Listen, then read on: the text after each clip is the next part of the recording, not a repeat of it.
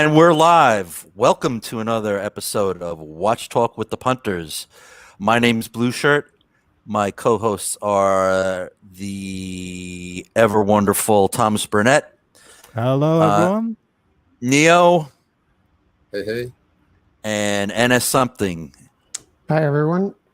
And our very special guest today is Penny from AllinHerMovements. Hello, hello. Yay. Welcome, Penny. Thank you. Welcome, Penny. You are welcome. We're so happy that you're here and that you can share your wonderful collection with all of us. We're all excited. We've seen you not only on your own channel, which I strongly recommend everybody out there who's watching us subscribe to Penny's channel, All on Her Movements. She really takes you through her thought processes and her day-to-day journey through the watch collection, watch collecting. And she's also been on Bobby Legs, who I see in the chat. Hey, Rob, thanks for joining us. Have you been on Amin as well? I don't think so, but I've been on Bobby Legs when Amin was on and the whole crew was there. So yeah. Okay, cool. All right. Just want to say hello to some people, all of our friends in the chat. There's a Six Killer, our good friend Geezer, Abdul, welcome, L29, MJT, Clam Walker, what's up, Clam? Please say hello to Lucian. Brent, Bobby Legs, Amin is in there. Hello, guys. Peter C, Mark P, Wrist Ross. Hello, everybody. Good to see you. Orange Hand, always good to see you, my friend. Eric de Hollander, welcome. And anybody else there who I missed out, my apologies, but welcome and thank you for joining us. So as we usually do on this show, we start out with some watch news. NS, do you have some news for us this week? Sorry, I was looking for the mute button. Yes, let me just share my screen. And we'll get this started. Yeah, 6 Killer 2121. So the first piece of news is more business news. Basically, Patek is changing their rules for getting extracts from the archives. So it's going from 150 Swiss francs to 500 Swiss francs, and you can only get it done for watches that were manufactured on or before 1989. So they're really changing the rules to have it more for people who want to know the history or want to replace papers for more vintage watches, as opposed to what I think a lot of people have been using it for, which was to kind of get papers for a watch that didn't have papers anymore and that they wanted to sell. So, yep. That's quite a big jump. Yeah, it is. The rule is not in effect yet. I think it's going into effect. Let me check. I forget. April 21st is when it's changing. So, yeah, I guess if you want to sell a Patek without box and papers and you want something from the extracts, now is the time to do it. As Geezer's saying, Patek's trying to stop the flippers. Yeah, I mean, stop the flippers. I hope that maybe it also stops the whole craziness about wanting papers with a watch. It is huge, isn't it? Mm-hmm. Yeah, I've never really gotten that thing about having papers, right? As long as you, if it's new, as long as you have a warranty or something like that. But if not, if you like the watch and you want to keep it, I guess you shouldn't care that much. But yeah, it's I couldn't agree with you more. mhm. When I got my first my Explorer, I did my research. I bought the seller. It didn't have box and papers, and that watch did nothing but treat me well. Increased in value, and I did quite well when I traded it in for a new model. So, it's not, box and papers is not all it's cracked up to be. I mean, it's nice to have, but it's not the end all be all. Yeah, the extract from the archives, I do get it for a vintage watch, right? It's even fun on some level to learn the history of your watch, and I really do like how certain companies like Patek and JLC will give you actual history about the watch, right? Who bought it, Right. if it was serviced, things like that. I think that's interesting. But yeah, just having it because you want to flip it, and then the flipper that flips it again. It's just maybe a little bit silly. So what will be interesting though is to see if other watchmakers follow suit. Some of the other major ones, like I don't know, Rolex or Omega. So I know that I think Omega is a little bit harder to get something from the extracts these days. So I don't know. We'll have to see. But interesting. Yeah, I think that's kind of like the most disappointing part about this is that Patek is doing this when Patek was kind of innovative in making this information available relatively easily compared to everyone else. And in 2020, when the flow of information, it seems so magical, the fact that they're putting more barriers and taking a step back, I mean, that just tells you that the whole industry will probably take a big step back if the innovator is going to do this. Yeah, I really, I think it's because of the flippers. If you don't have a brand where everybody's trying to flip left and right, I guess you wouldn't care.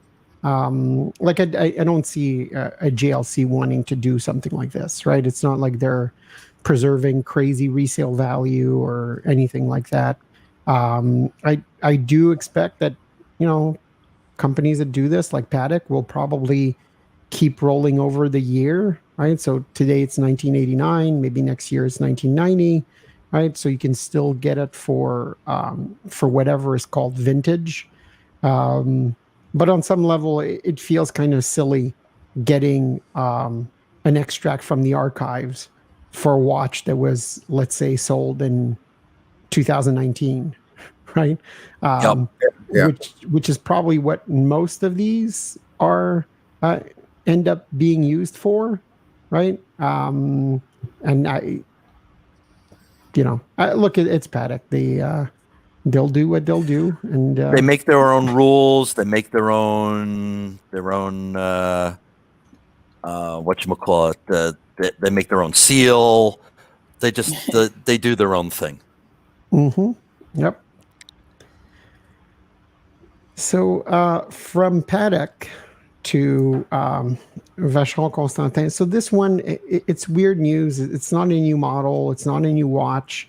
But I wanted to talk about it because it's one of my favorite eras of Vacheron Constantin watches. And, I figured I'm doing the news, so I'll talk about what I want to talk about. Absolutely. But what Vacheron has been doing as part of their collection called Les Collectionneurs is they're taking really vintage classical models that they've done in the past, and they are basically restoring them and then presenting them as part of a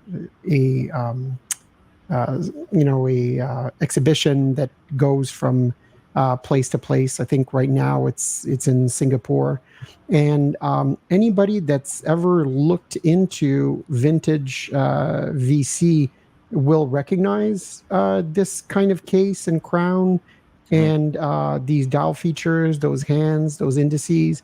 You see quite a few pretty affordable old Vacheron watches that look exactly like this. Of course, they haven't been restored like this. Sometimes the dials are pretty rough. But this particular one is a minute repeater. So they've done a phenomenal job of restoring it. If you look at the lugs, the case, the hands, the indices, this is classic vintage Vacheron, and it just looks amazing. So anybody that's where this exhibition goes to next, whether it's Singapore or somewhere else, I really recommend you go and see it. They're really phenomenal watches, and the way they've actually restored this one is pretty amazing. So it's beautiful, and that would definitely be something to see if this comes to New York. I'm definitely gonna go. Yeah, it's definitely not a one of those $5,000-$6,000 similar watches you see on Chrono 24, but you know, it's a nice one. And I think this particular model minute repeater, I think they only ever did like 30 or something, but really, really cool.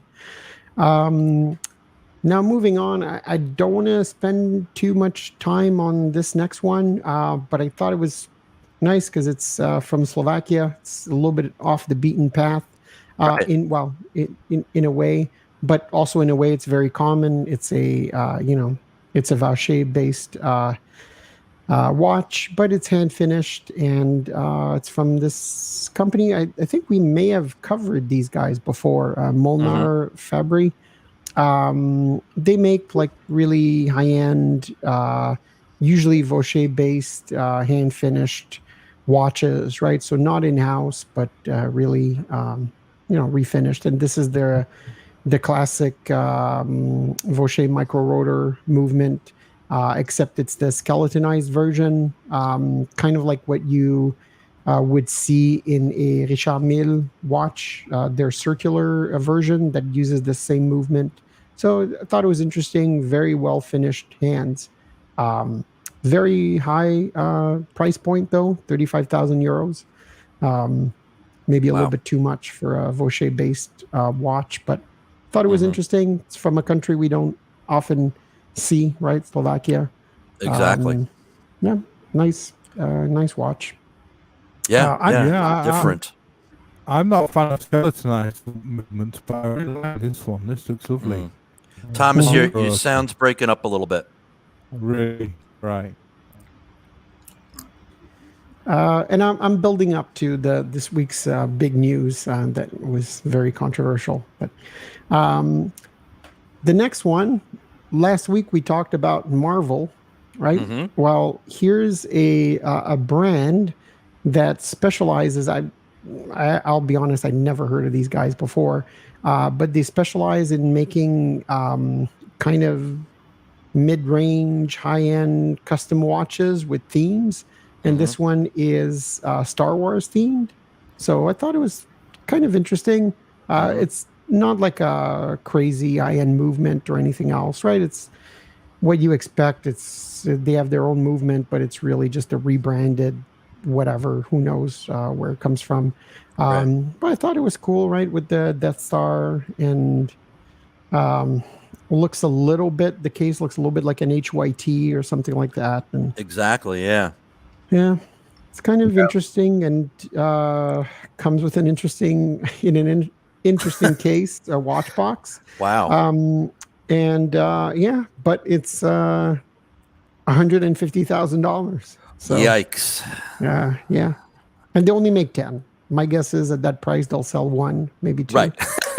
So who knows? I was going to say maybe 2, but for a real hardcore Star Wars fan that has to have everything that has anything to do with Star Wars. But definitely different. Yeah, I didn't see this, so this is kind of cool. Well, whatever rich guy started this project, right, as kind of a vanity project, you expect that at least his mom is going to buy one, right? So, they do all sorts of weird stuff. They do all sorts of other weird stuff. But yeah, I really like this. I was so happy it was $150,000 because Otherwise, you'd buy it. yeah, otherwise I have to buy it. Well, this brings up an interesting point, right? If this was like $15,000, right, and you expect it on the secondary market to maybe go for like 8 or 7, like that's a watch I would like to have, right? Right. With the Death Star and everything else. But yeah, at 150, it's a tough sell. Yeah, I would buy it for 8. I got to admit. I mean, it's so different looking. Of course, Yeah. Yeah, it's a nice watch. The next watch is the Seamaster 300 in bronze gold.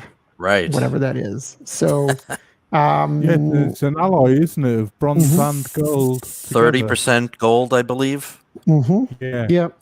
And so this one took me a little bit by surprise, right? It's a little bit weird. It's Omega jumping on the bronze bandwagon. I feel like they did that when bronze is, that sort of whole train has left the station and has been gone for a very long time. I think the last big hurrah was maybe Oris, but even that wasn't that popular. So I don't know. It's a weird time to release a bronze watch, and it's weird to have a Seamaster in bronze. But I don't know. I guess maybe it's different. Yeah, but they've been experimenting with different types of quote unquote gold. Right. I mean, they're the ones with the Sedna gold and. But I kind of like the Sedna Moonshine gold, right? gold. It's kind of the Sedna gold is a more traditional red gold, right? Which is probably closer to the original versions of what we have today as rose gold, right? Because the very early versions of rose gold were more what was actually called red gold. Or interesting fact, the original rose gold was often referred to as Russian gold because it was very, very popular in the Russian market. Just so if anybody's interested, it's a little fun fact. But I thought it's interesting, but I don't know. And I kind of thought also the leather strap is kind of very average looking. Yeah, I agree. But it's a nice watch, right? And the sandwich dial. It's interesting. And it's the price is not crazy either, right? It's 11,200. Right. So it's kind of a cool watch, not crazy overpriced. Right. If you wanted to dip your toes into the bronze watch arena, this might be, it's not cheap, or even dip your toe into the gold watch area. This could be an interesting compromise. From what I was reading, that the reason why they added the gold into the bronze is to keep the, how a bronze watch looks when you first get it. It's all shiny and new. That it stays that way longer. And it's easier to, once the patina starts to form, to turn it back into a shiny watch again.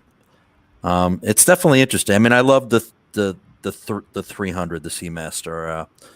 Everybody knows that I'm not on the Seamaster.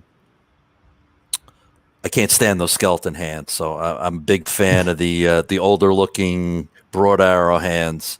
I think this is kind of cool.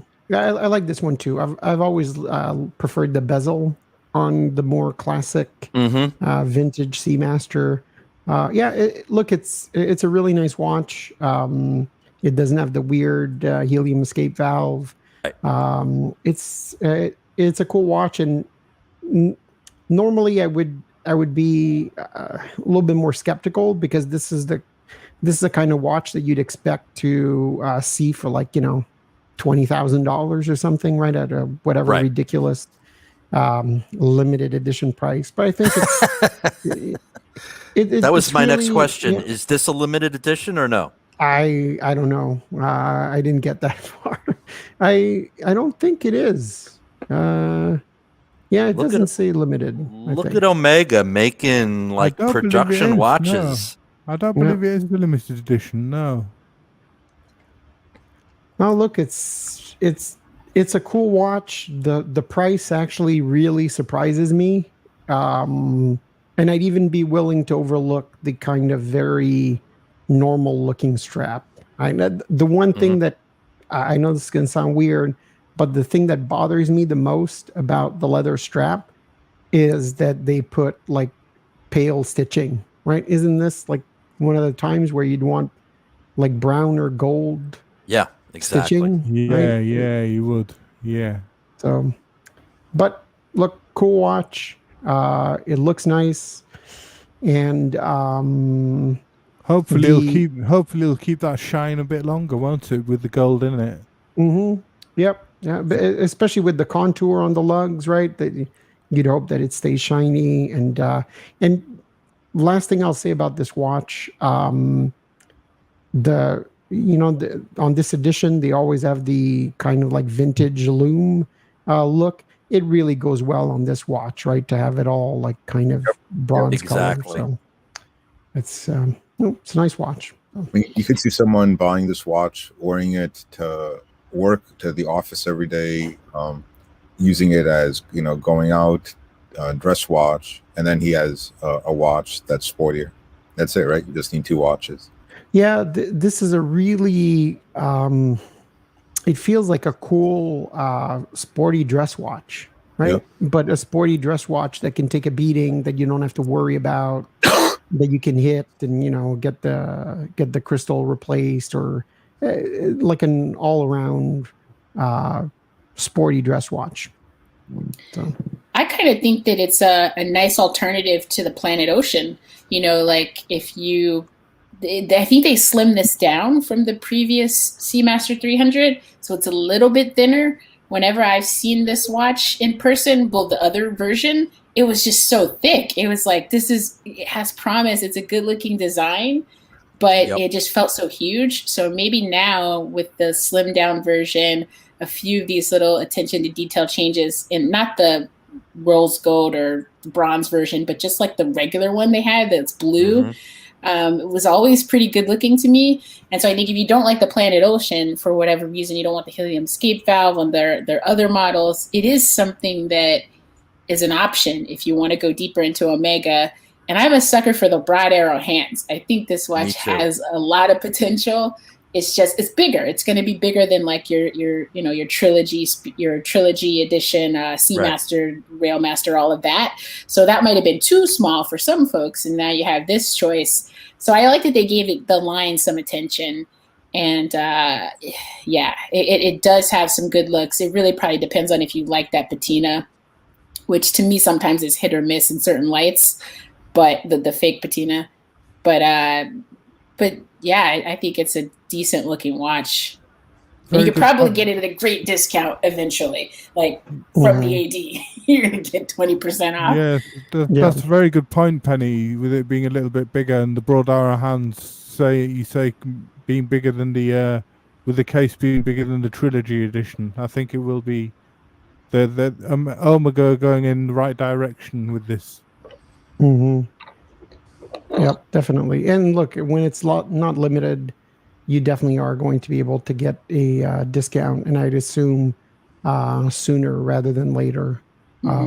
It's also always a tougher sell, I think, for this kind of watch when there is no bracelet option. Those watches probably tend to stay in the display case longer. So yeah, I think with a great discount that you would expect with an Omega watch, this is a solid buy probably. I mean, with the other Omegas they brought out, I mean, I think they did really well bringing out a sandwich dial. I mean, me being a bit of a Panerai fan, I mean, I love sandwich dials, and I think they did really well with the sandwiched down, and also bringing the lollipop second hand from the Spectre edition. Correct. Mhm. Correct. I think that was a great move. We've been waiting for that lollipop second hand to come back for ages, and it's not on this bronze edition, but it's on Right. the other steel edition. Yeah, I'm actually in totally a total agreement with Penny. Really like the blue dial version of this. No helium escape valve. It's a little bigger. It's a little thinner. No skeleton hands. It's got a lot going for it. I really like that watch a lot. Yep. But this version is interesting though. Mhm. It's surprising how many cool watches Omega releases. If you stop just looking at the Speedmaster, Men on the Moon, they really do have quite a few nice watches out there. I think I would take one of these over. Would you take one of these over a Tudor, like the not so much the Black Bay 58 because it's a bigger watch than that, but the Black Bay line, just the 41 millimeter. All day Oh, long. it's a better watch, right? It's Mhm. better design, it's better technology, so it's hitting above that mark of Tudor's Black Bay line. Well, I think I would choose it over that. But with the discount, it's going to be close to that price. It's going to be $4,000 or something. Yeah, I mean, definitely over the Black Bay Bronze.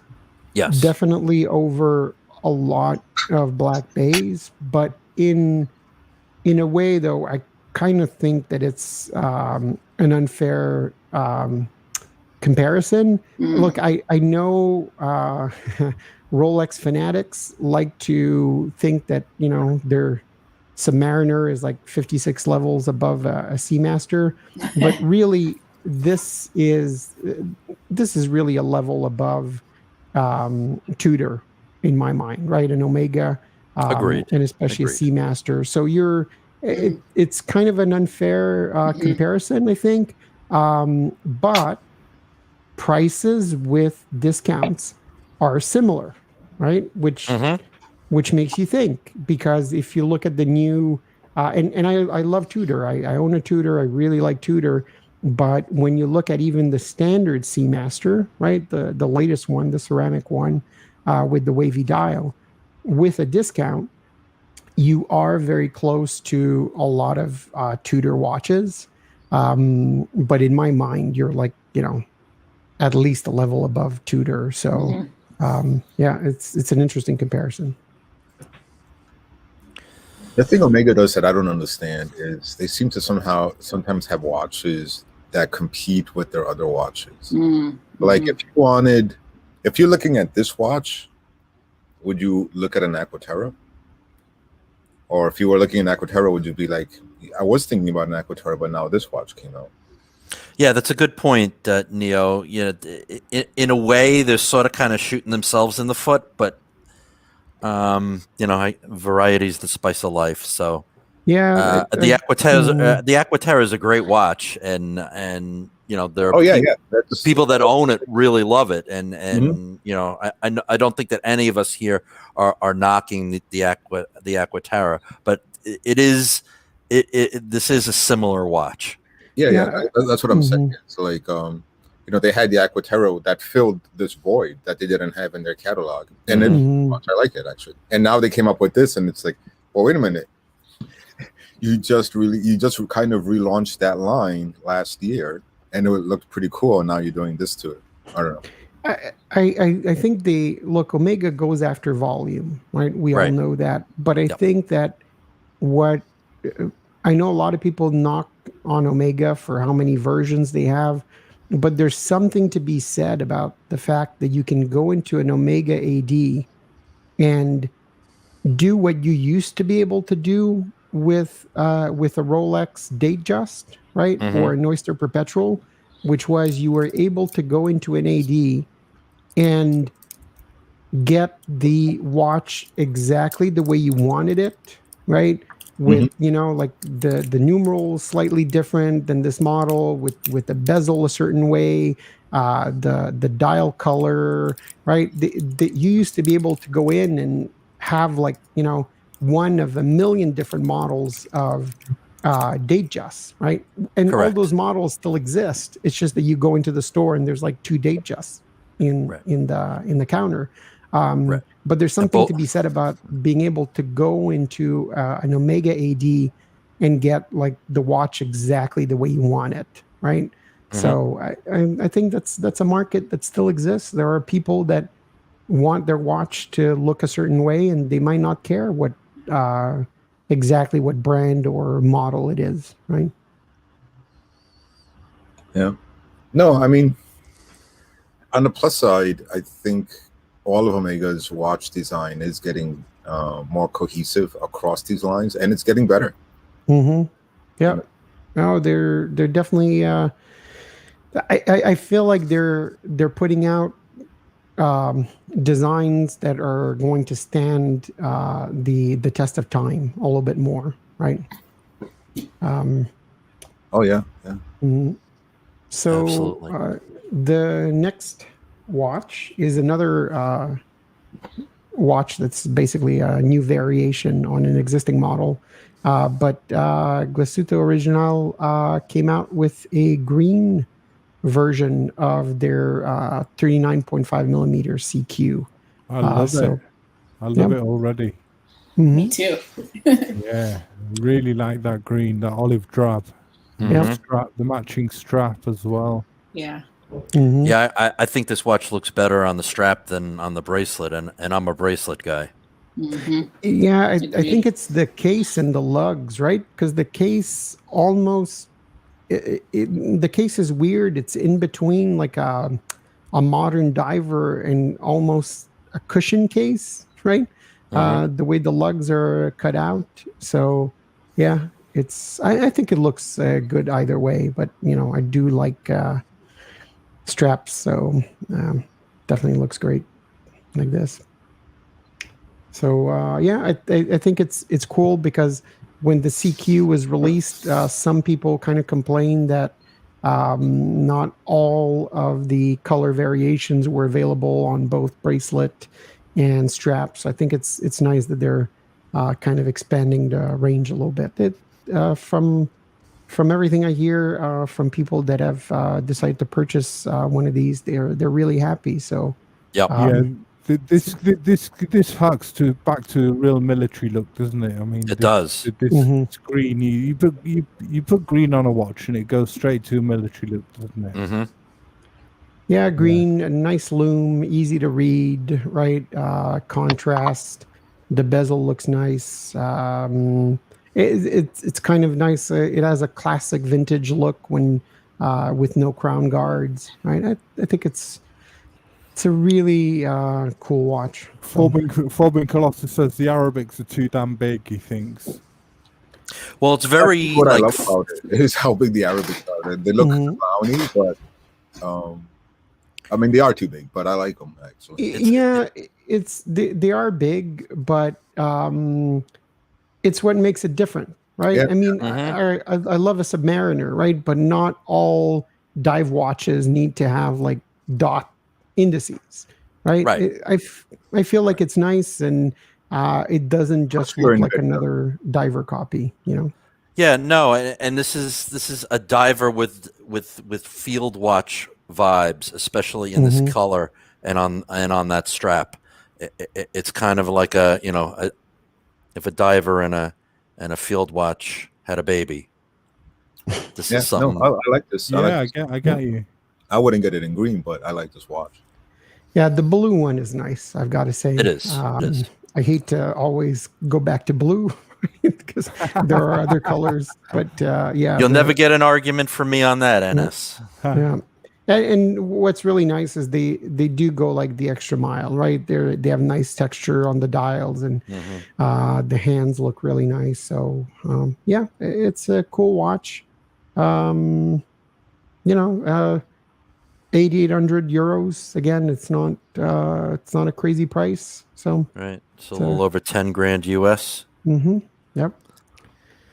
And before we go to the big story, I wanted to talk about this watch, not because it's super nice looking or it has a great movement or anything else, just because of what they called it. It's the Street Diver, right? I mean, I thought that's really what people use divers for, right? They never actually go into the water.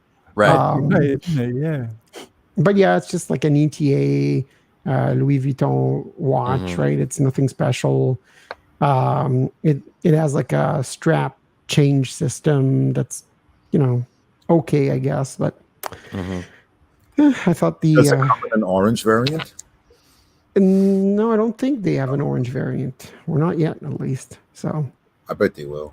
yeah, The one I would want. it's the one thing I'll say is that 7,100 US dollars is it's a lot for an ETA watch. Yeah, but that's a lot. I'm sure it'll be a great deal at Joma Shop for $1,500 in a year or two. So, or for $500 on eBay, like most Louis Vuitton watches. So, but the big news of the week is Frédéric Constant basically unveiling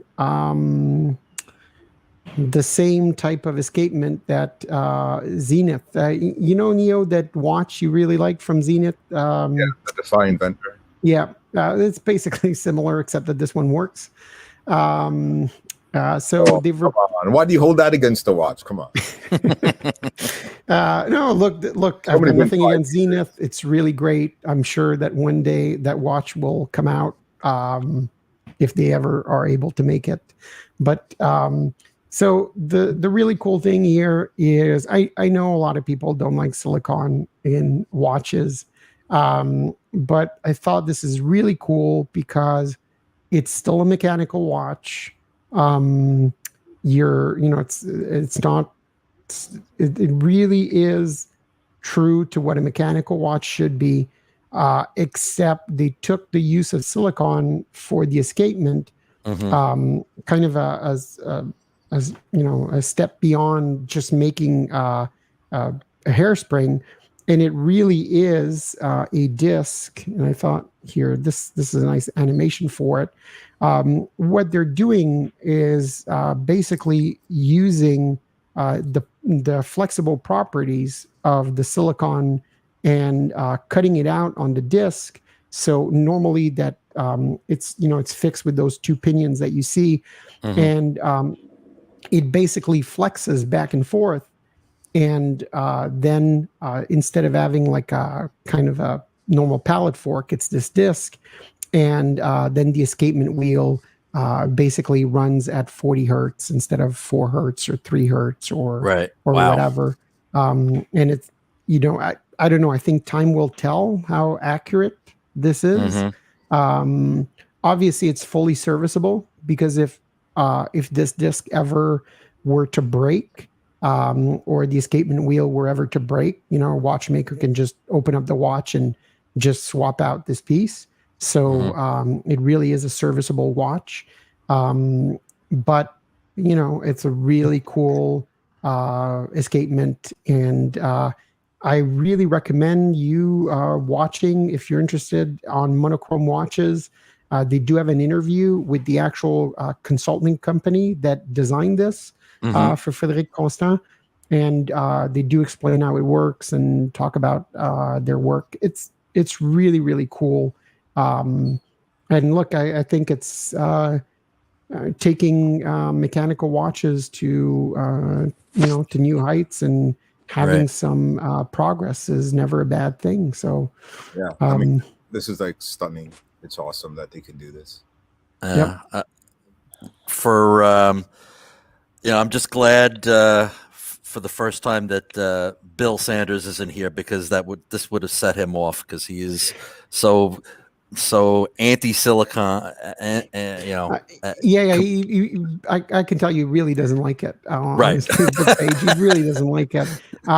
But I think I think there is a very big kind of misunderstanding of what silicon is and how it's used in the watchmaking industry, right?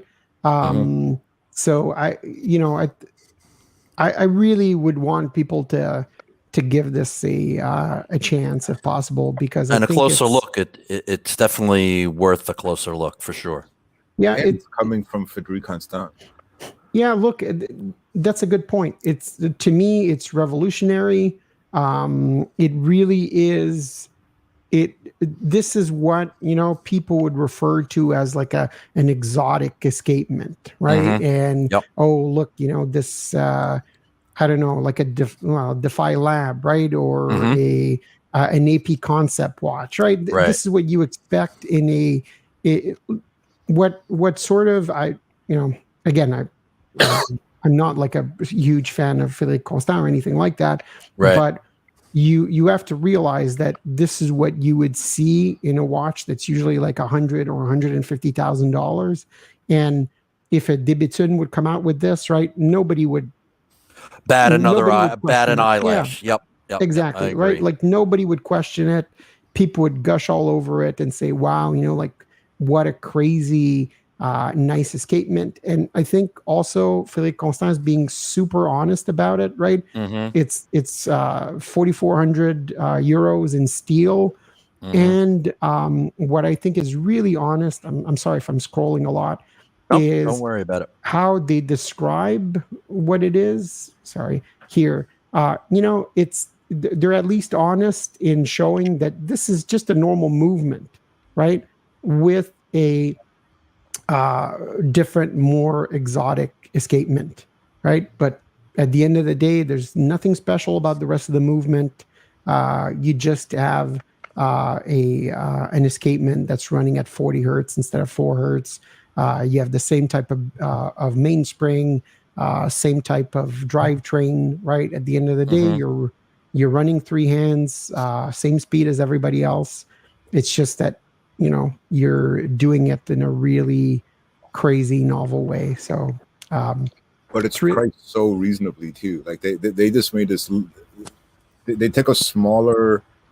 They took a massive innovation and they used it very precisely and made it accessible at a very low rate. Yeah, accessible, and also the way they've done it, right, with this one piece of silicon, they've made it in a way that, you're not paying $150,000 for this watch, but you're not going to be paying $4,000 every time you need to get it serviced. Right. When this escapement needs to be changed, right? The actual silicon cog and the silicon disc, right? That oscillates. You'll bring this to a watchmaker. They'll take those 2 parts out. They'll clean your movement, put them back in. Those things cost basically nothing to manufacture, and you'll be on your way. So I think it's a really cool watch, and let's be honest again, 4,400 euros is the MSRP. Right. If this was 44,000, you would be taking a completely different look at this. But they're being fair about this. Yeah, and it's going to be 4,400 with like 25-30% off, right? Probably more.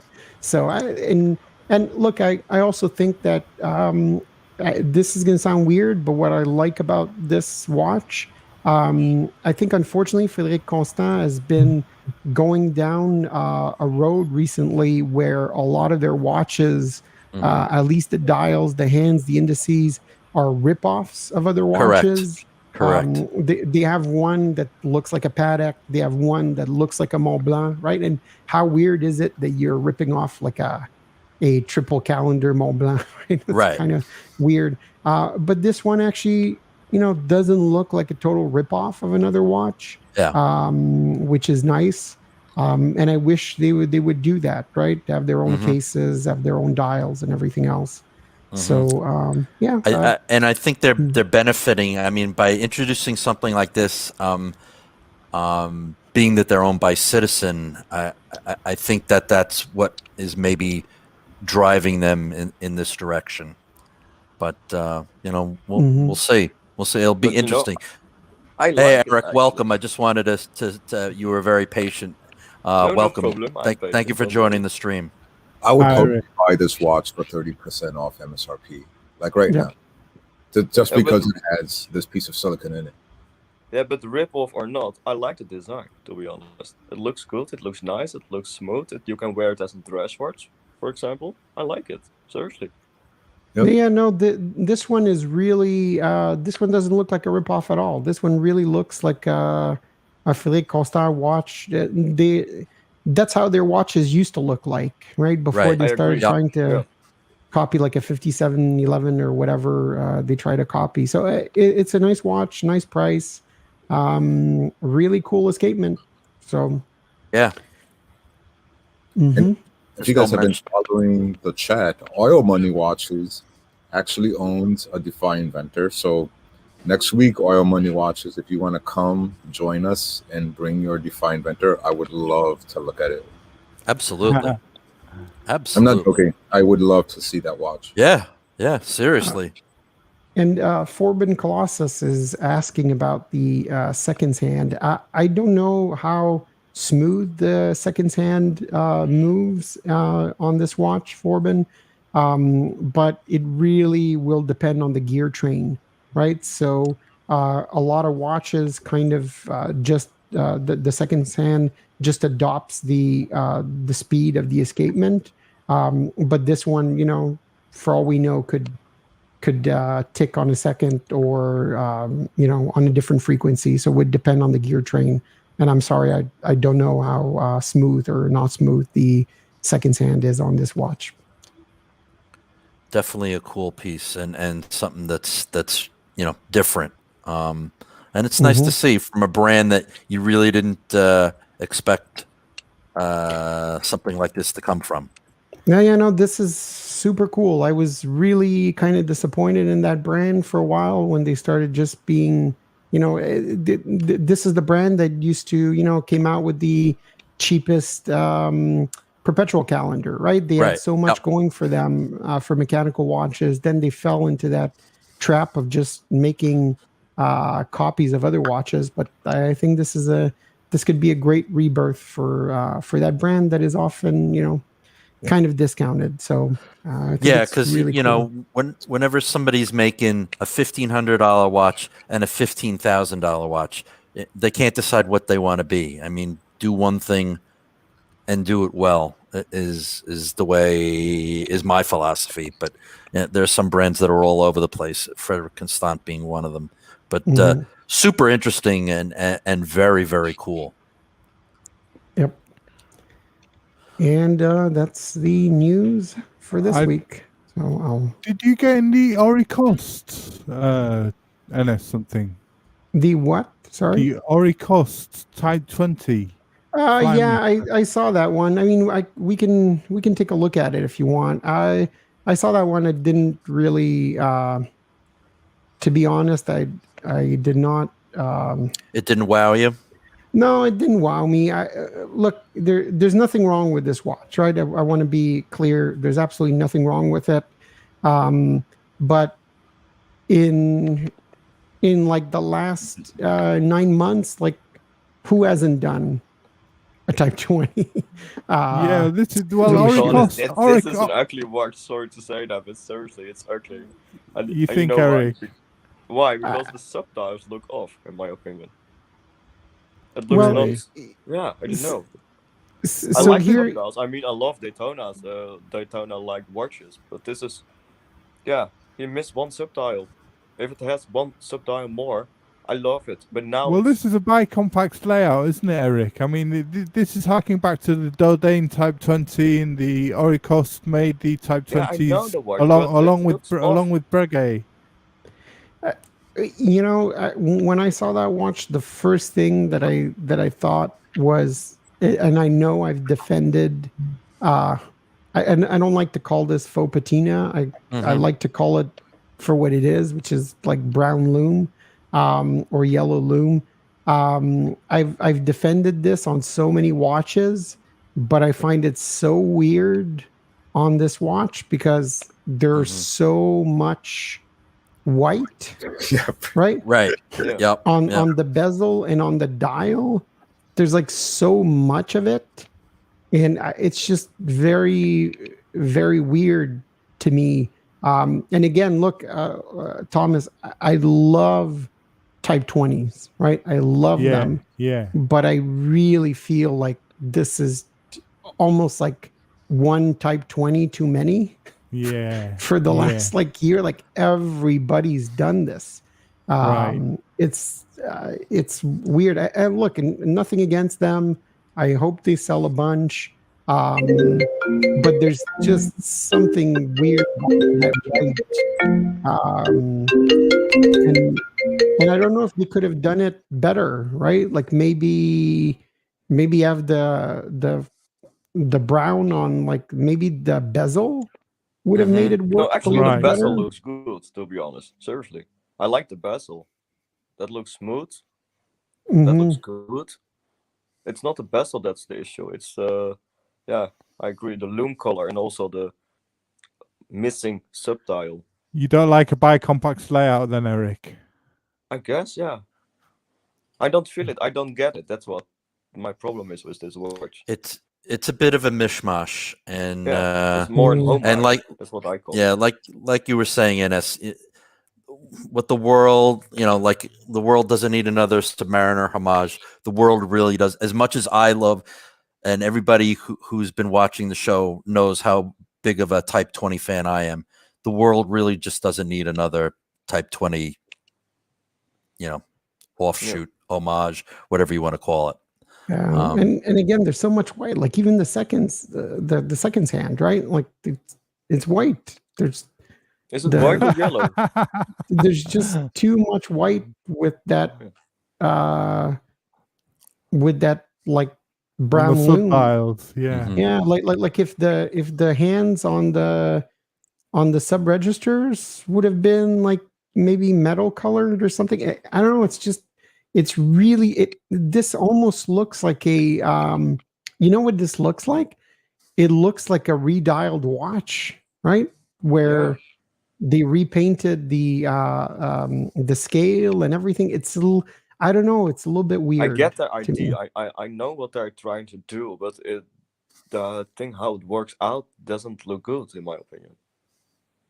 You know? I not hate the watch, just to make that clear. Okay, then on Eric's opinion, we'll move on. And so just one more thing, right before we move on. Sure. It also is 3,450 euros. Okay, so it's not expensive. It's But I mean, you can get can't you get can like a better watch beat up? for that price, seriously. Yeah, you could get Even like a better really looking really watches. beat up Breguet at that price. Yeah, you can get a Right. Type 20 for $5,000. Yeah. And so again, this wouldn't be something I would want. If I'm getting a Type 20, I'm getting a Type 20. I'm getting a Breguet.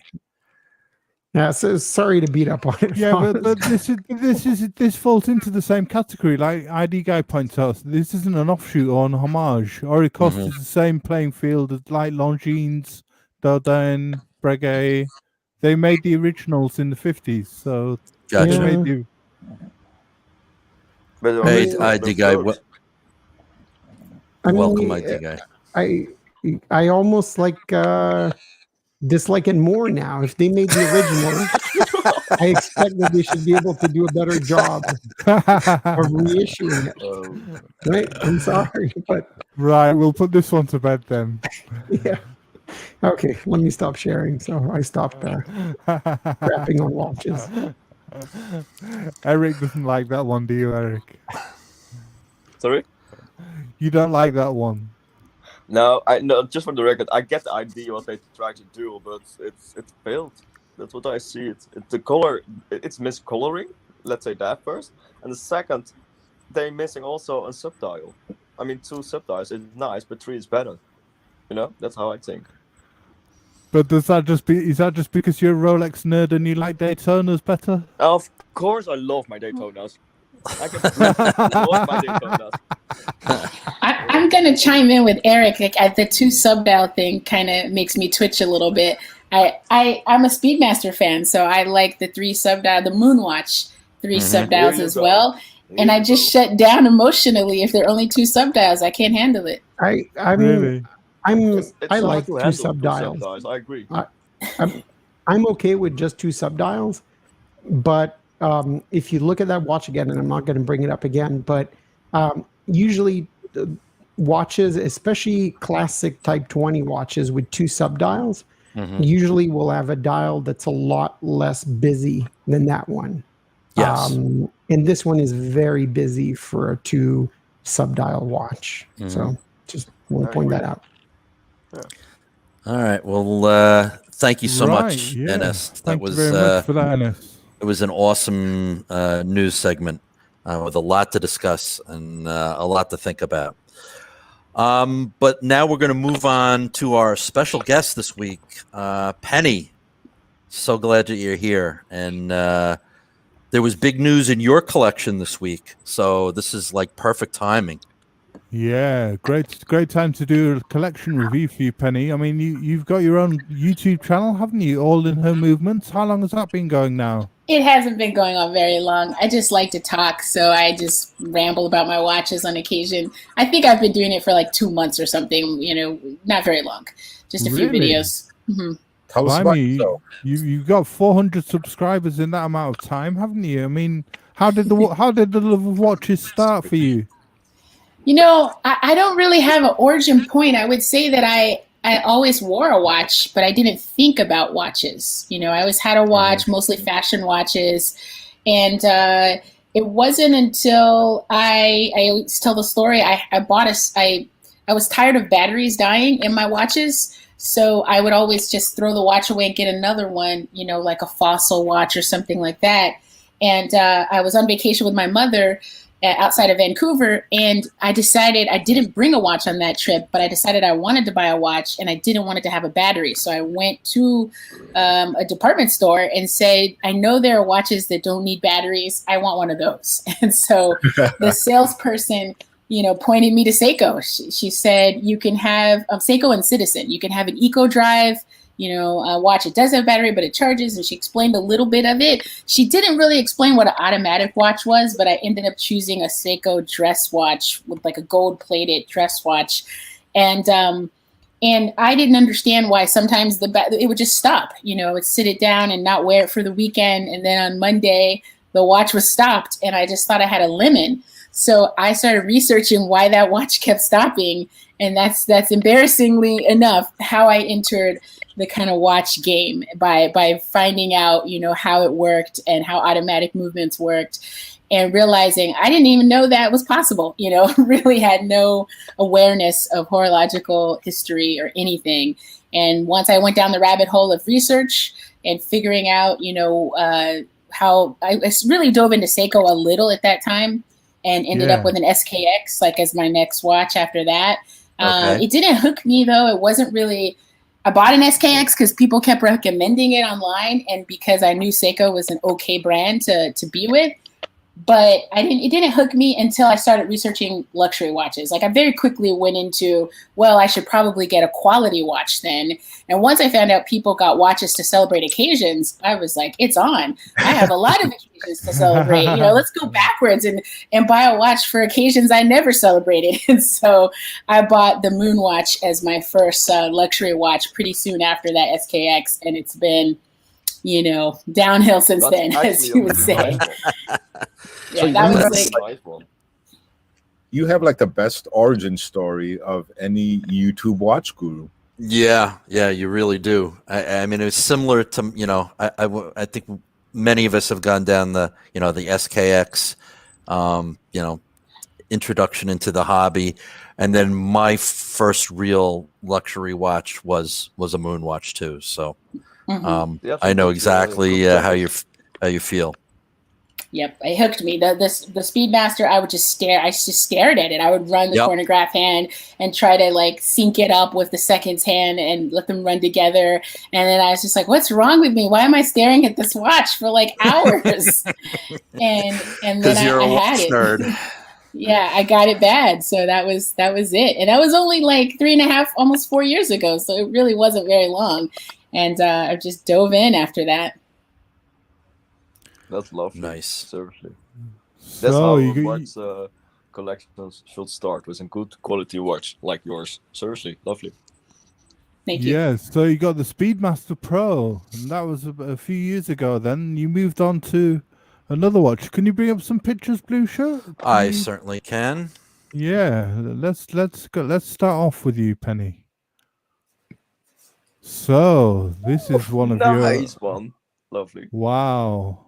Look what we've got here. So you went from Speedmaster Pro, then you will work through the order, and we'll get to this watch. You went from Speedmaster Pro to Explorer 2.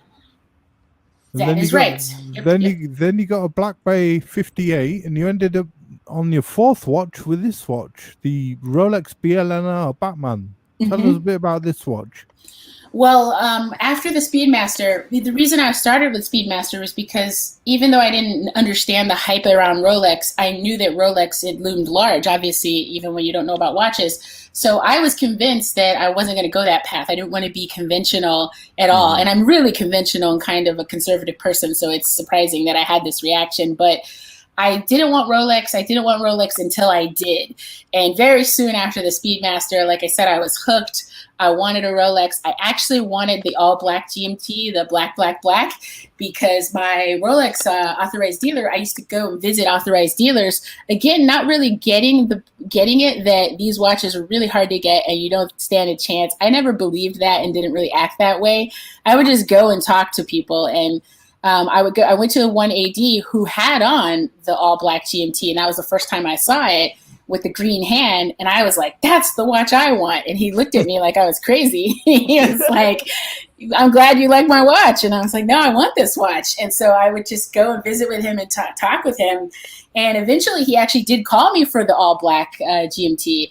It would have been my first Rolex, but well, you know, naively, foolishly, whatever, I didn't want to spend the money. When I finally got the call and he told me the total price, I knew it, but you know, until you're first confronted with paying almost $10,000 for a watch, for the first time, at least for me, it was a shock. And I wasn't mentally prepared to just write the check for that. So I kind of backed off, and I had already bought a bunch of random watches anyway. So long story short, I didn't get the all black GMT. It didn't burn the bridge with the AED, but I think it did irritate him a little. And I didn't go away though. I still remained a thorn in his side, constantly going to visit and talk to him about watches even after I passed on it. Rolex ended up discontinuing that watch fairly soon after. And then I only became more obsessed about getting a GMT. So I would just joke with him, like, I know you're never going to get me another watch, but the Batgirl had just come out at that time. Right. I said, but consider me for it. And he laughed in my face. He was like, yeah, right. I'm not going to get you that watch. But he liked me, and I knew he did. So actually he did call, not maybe even 6 months or so after it had released. He called me for it, and I got it. I bought it. By that time, I was more than ready. I had already had the Explorer 2, Tudor. You know, I had a couple pieces, and by that point, I was more than ready. I wanted to buy it at retail, and that's how I got the BLNR, the Batgirl. And I play with it sometimes and put it on other straps, but I have the Jubilee bracelet. Yeah, let me tell you, you know, I'm not one that advocates or usually likes a Rolex on anything other than a bracelet, but this watch works perfectly with that strap that you have on it. I mean, it looks killer. Yeah, it does. That's a great strap for it. And I have a black strap that's sort of like that too, that it looks pretty good on. Yeah, really, really nice. Yeah, it looks great on that NATO with the grey silver matching the case and the blue matching the bezel. Looks lovely. Really nice. Yeah. All right. So we'll go to the next one.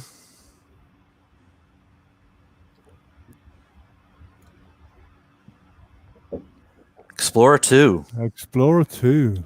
by the ocean. Beautiful watch. Yeah. Beautiful watch, Penny. So this was your first Rolex. That's right. It was my first Rolex. I think it's basically, the most significant watch I bought after the Speedmaster. So there were a few, like a Hamilton, a couple more Seikos. There were a couple more affordable watches that I bought between the Speedmaster and this watch. But this was my second luxury watch. And I bought it used from a pre-owned store in Boston in person and had a great experience. All of my shopping experiences are usually in person and usually very chatty and very knowledgeable encounters. And the salesperson actually at that time had an all black GMT, and I was looking at both of them, and then they talked me out of it too. Even though it was more money, they were like, you have forever to get the all black GMT. You should really go for the Polar Explorer because you're not going to be able to find these for, very long or something like that. Like they're discontinued. It's going to be hard to get a good example of one. And that made sense to me until, of course, Rolex discontinued the all black, and then that went that way. But this was my first Rolex, and it's been my travel companion. I usually pre-COVID times traveled a lot, and for vacation, for work, whatever. And I've taken it everywhere. It's a very under the radar watch. I also put it on a strap, on a leather strap or a NATO strap, colorful NATO straps. And I love the GMT hand. The GMT is definitely my favorite function in a watch, my favorite complication, because I have family in other time zones, and sometimes I have meetings with people in other time zones. And I just love that complication. Yeah.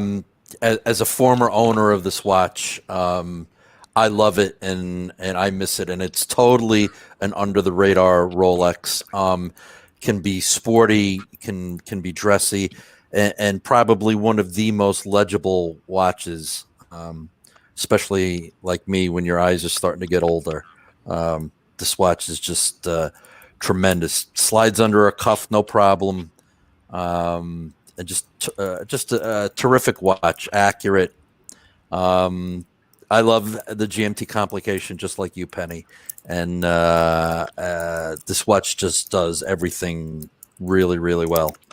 It really is beautiful, Penny. It's a gorgeous watch. I'd love to get an Explorer 2 myself, and with the anniversary coming up, I'm even more on tenterhooks, to be honest with you. And I tried on the 42 when it was in the stores. When again, you could see some of these Rolexes in the AD.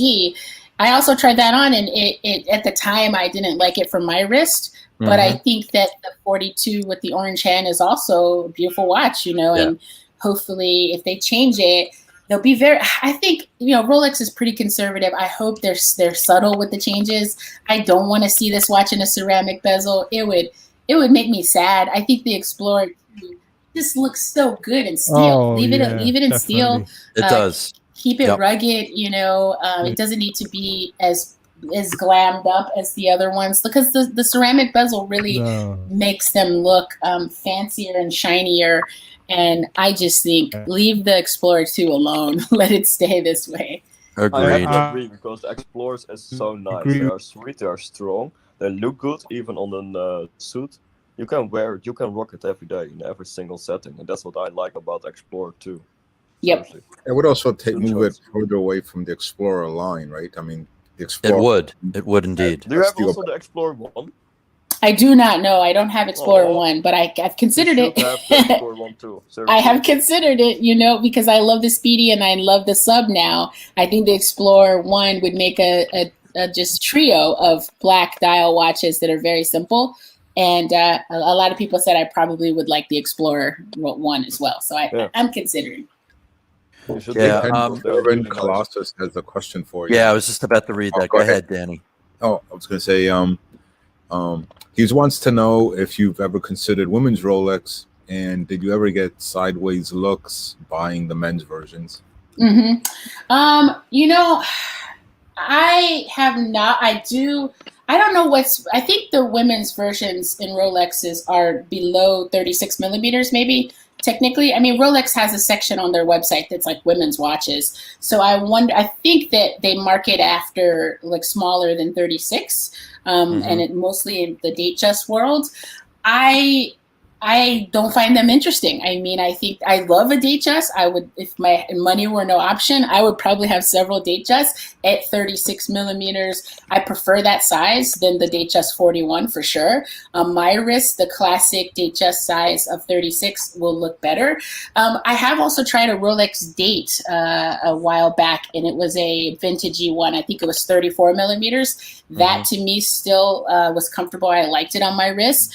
But I don't have a dainty wrist. I'm not a dainty woman, so I have a 6 3/4 size wrist, and it's a very meaty arm and round, full wrist. So it just, I'm sure I could wear smaller watches, but they're not that interesting to me. I kind of like the tool watch with the informational bezels and kind of bells and whistles and complications. And B, I'm not sure that I would. I don't think I would love it as an enthusiast as much. The style of the sleeker, smaller pieces.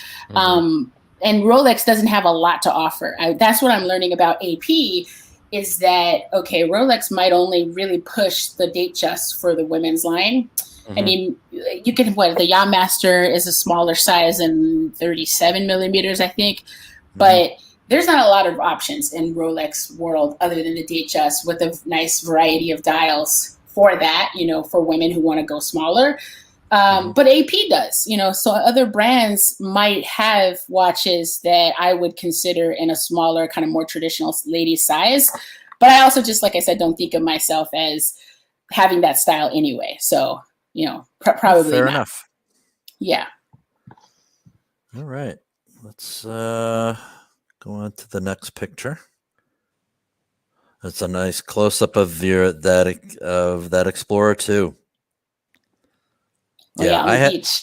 Yeah, that's so awesome. I had I own the 42 mil version, and like I said, I adored that watch.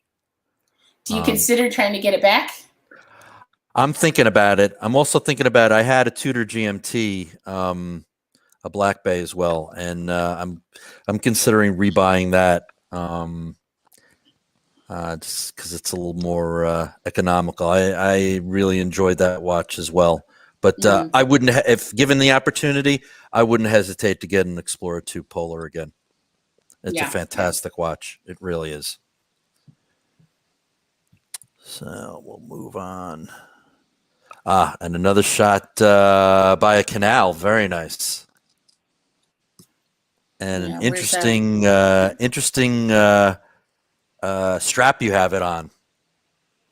Yeah, that's one of those kind of funky NATO straps that I like to play around with. And I was in Hawaii for that trip, and it just seemed to fit the environment to have some bright colored, like it has some animal print on it. And the Explorer 2 is so versatile. You can put it on. It really is a strap monster because it's a very simple dial. So it looks great on bright colors. And, again, no one ever notices when I'm wearing that watch that I'm wearing anything unless I go watch shopping, which I always do on vacation. I always go to watch stores. And so they'll notice that anytime you walk into an AD or a jeweler, they notice immediately what you're wearing, but no one else notices. And so I like that. It's not flashy at all.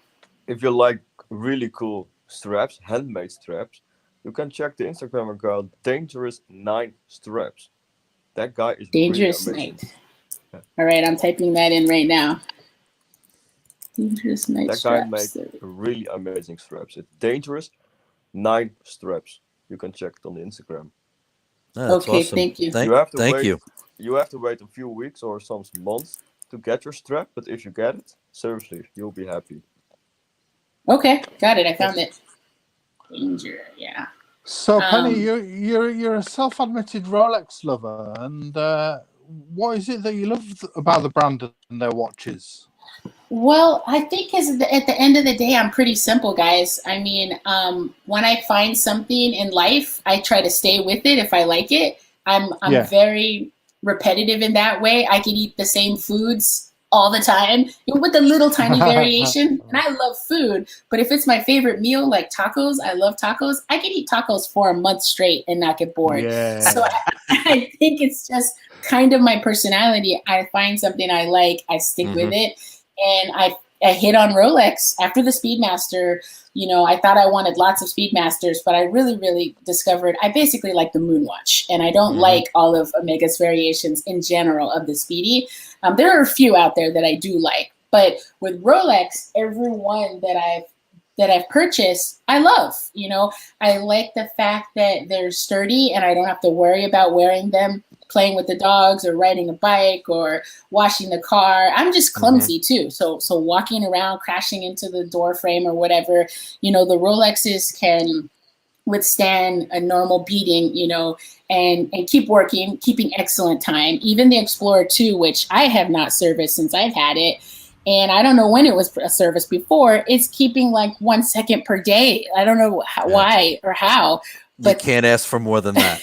It's so good. Yeah. It doesn't feel great when I wind it, so I have thought about getting it serviced. It feels a little bit like the crunchy, but the AD was like, if it's keeping excellent time, you may want to just keep an eye on it and not service it. So I love that about it, that they're durable. I love the way they look. I do like the sports cases, and there's variety within that realm in terms of color and you know, a little bit of variety. They still all have the oyster case, but I think that's what I like. They are durable. I like the way they look in terms of design. It doesn't hurt that if I buy them, I don't feel like I've just thrown this money out the window either. So in the back of my mind, there's a little bit of security knowing that, okay, if you have to sell, I still lose money on watches whenever I've sold them, even Rolex. So I'm not about trying to make a profit off of it, but I know the bulk of the money will be able to be retained somehow. So all of those factors together make Rolex pretty enjoyable for me. And I'm a repetitive person, so I could just collect GMTs and be pretty happy. And that would be a fun project to me. Yeah. I mean, just imagine the different kinds of GMTs if that's what you want to focus your collection on. It's a great you know, subsection of the hobby. But yeah, this watch is just, you can't say enough good things about it. It's really a terrific watch. Yeah, Rolex on high horology, but like you point out, Penny, they're elegant looking in terms of style and design, and very durable and rugged watches, aren't they? They are. Yeah. Yeah. All right, let's see what we got next. What's up next? Oh, another shot of the on a nice leather. I like that. Yeah, that's what I mean. It can look great on any kind of strap. I just enjoy it. And I also don't like the bracelet. That is a downside to, I think I would really enjoy pre-ceramic. In terms of the size, you know, while I don't necessarily agree there's a men's size and a women's size, you know, I don't really get into that debate. I think that people should wear what they like. But for me, I would actually prefer this size Rolex. The pre-ceramic models are perfect size in terms of fit and what I like. But I just don't like the bracelets. So the Explorer 2 40 millimeter, you know, that bracelet is showing its age to me. It feels very light. I don't like the clasp, the stamped clasp. It feels cheap. And I know people will get upset. It's adorable. It's vintage. You know what? I like a nice, sturdy, solid, clicking bracelet. And that's one bonus that the Tudor Black Bay 58 has over this era of Rolexes to me, is it has the same case size and features in a way, but it has a more modern bracelet. And if I could somehow get a modern bracelet for my Explorer 2, I'd be on cloud 9 with that. You know, there we go. It's a wrap. I'll just collect the pre-ceramic Rolexes. Yeah, you really can't compare the modern Rolex bracelet to the you know, the pre-ceramic era ones. They're night and day difference. And you know, unfortunately, Rolex being Rolex, they're never going to let you change it. You know, they're never going to let you change it. Exactly. I know. Exactly. I did ask them, can I order a new one for the Explorer 2? Can I just give you the head only, and can you give me a new bracelet for that era? And the AD, they have a watch repair place inside this AD, said they think so. I don't know if that's true that Rolex would do that. Would they sell me a brand new? They 16? Would. You saying no? No, I think they will, because I think I know Austin Daniels on one of his watches bought a new old stock Jubilee for one of his GMT Masters. So I think you can. So maybe Yes, it might be but worth. they don't like it. Let's say that. Okay. They don't want to do that unless you pay them and be nice to them. Maybe, yeah, because I wouldn't mind having a new old stock bracelet that was, goes with that Explorer 2. It's just the one I have is so, it's pre-owned for so long. It's almost 20 years old, right? And it's not enjoyable to me to wear it. So, have you considered getting it rebuilt? The original bracelet. I haven't, but I know there are places. There's a service that. A company that will do that, or maybe a group of people that will rebuild your band. Mm-hmm. Because they'll change the pins and they'll fix a lot, and you might actually like it. Because I think a brand new bracelet, I don't know, I think it's going to be pretty costly. Also, I don't think Rolex sells that for $500. No, I know they're gonna make a. They're not doing anybody any favors. Let's put it that way. But right. Well, I'll look into rebuilding. That's an idea. Yeah, there's a guy in Hong Kong. I forget his name. That is like supposedly the king of. I mean, he specializes in refurbishing old Jubilee bracelets that really have bad sag to them. But I'm sure he could do. I don't know. I don't remember the name of the company. What is he called? Like, is it like the Bracelet Whisperer or something like that? Something like that. Yep. Yeah. And he'll do like other like oyster bracelets and things like that. I think the secret is that they change all the pins and they'll refurbish piece by piece every link, so they can do good work, and plus you get to get the original bracelet with it. Right. True. Also, a guy in Germany and also in Belgium. The guy in Belgium is called James or Jimmy. I'm not know in person, but I know his name. He do also great things with bracelets. Seriously. Okay. I'm is saying if you send your watch for service to the RSC in New York, the one in Manhattan, right? Without the bracelet. They will sell you a new one for about $1,100. Yeah, I just saw that too. You know what? I'm a crazy watch person. To me, that's not a bad deal. No, not at all. Not $1,100 for that's a good Seiko out there. That's a good Seiko diver. So if I could get a new bracelet for the Explorer 2 that I already like, but I just don't like the bracelet, and it's a new era appropriate bracelet for it, I think I could get with that. So that's an idea when I get this service to just ask for a new bracelet. Yeah, that would kill two birds with one stone. You could, because it sounds like the oils in that watch are starting to get a little crunchy, even though it's keeping good time. Yep. But you kill two birds with one stone. You get the movement serviced and get a brand new bracelet. That's really, I thought the price would be a lot more than that. So. Yeah, $1,100 would seem like a pretty good deal.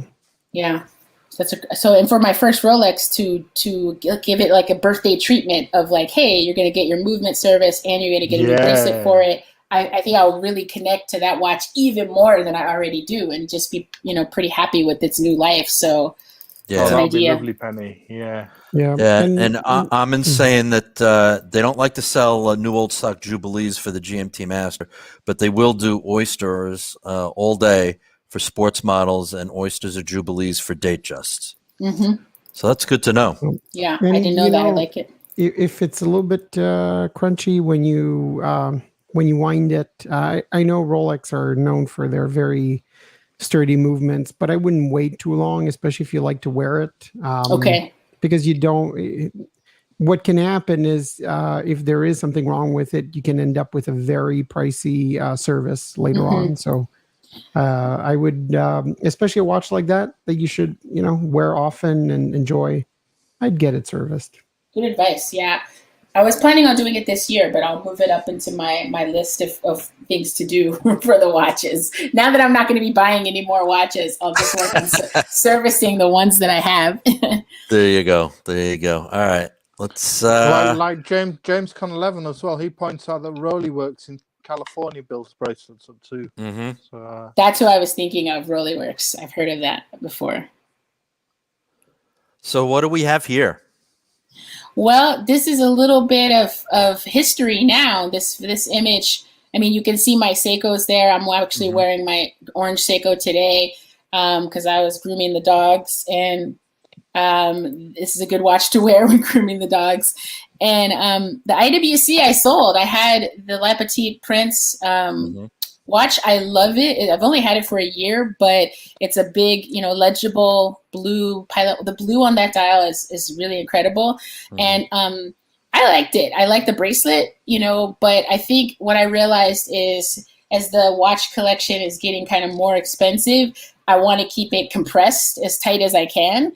I don't want to sell Rolex ever again. So the only watches that were kind of, expendable to me in my collection were the IWC and the Tudor Black Bay. So I recently just sold them both. Even since I sent you this, I've already sold them. They're packaged out. They're already shipped away. So I did like it. I would speak very highly of owning that watch. But it's gone. And so is the Tudor Black Bay. So is the Tudor Black Bay 58, which was a dream. Yeah. I love that watch a lot. Yeah. I like that watch a lot. Yeah. That was the hard one because I didn't get much money for it, but I sold it, guys, for a crazy watch fanatics reason. You said in a previous video that you did that the IWC was your cash-in piece. Yeah. If you needed funds to upgrade, and we'll hear about that. We'll hear about that in a minute. Yeah. But unfortunately, it's now been cashed in to upgrade. So well, my wife wants a bathroom, guys, and I keep buying watches. So I feel like something had to give, and that's not much money from the IWC and the Tudor, but at least it was a concession of like, okay, right. I'll give this money back to us and stop. I just bought another watch, but here's a little bit that I'll put back into our household budget, and it was easy to do to an extent, but I did like the Black Bay 58 because it's a good size. Like, again, is it male, female? I don't think that's the factor. It's just how do you like it sitting on your wrist? I really like the way the Black Bay 58 looked. Like I said, I like the bracelet.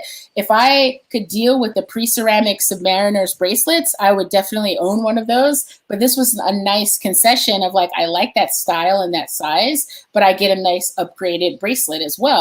I like the gilt dial. It's almost like a two-tone watch to me without having a two-tone bracelet. And I love it. I love the Black Bay 58. But the real reason I sold it, because, other than getting a little bit of cash out of it, Tudors have, I think, declined in terms of their desirability, maybe to an extent, but it's hard as heck to get your money back out of that watch because there's a lot on the market. And I don't know, it's not as hot as it used to be. So I took a loss on that.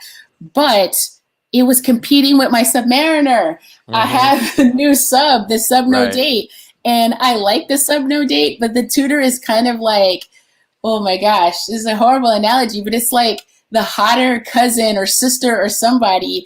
And it's like, you got to go because you're competing for attention. Like, I'm not comfortable with that. You got, or like the babysitter that's hot. And you're just like, why did you hire this person who is going to compete in your household with you? And so that's the horrible, that's the only analogy I can think of is the Tudor was that good and I enjoyed it, but the sub was kind of getting a little neglected and I just got the sub and I was kind of preferring the Tudor. So crazy watch person decision. I sold the one that I liked more. Like, because I was like, you gotta go.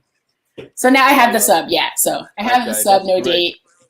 Lovely. I've also no date on my. That's so disappointing. I know, it doesn't make any sense. You went for a brand name over. Don't judge me, guys. It doesn't make any sense. Oh my God. Why would you do that? We've all. But Tudor was also good.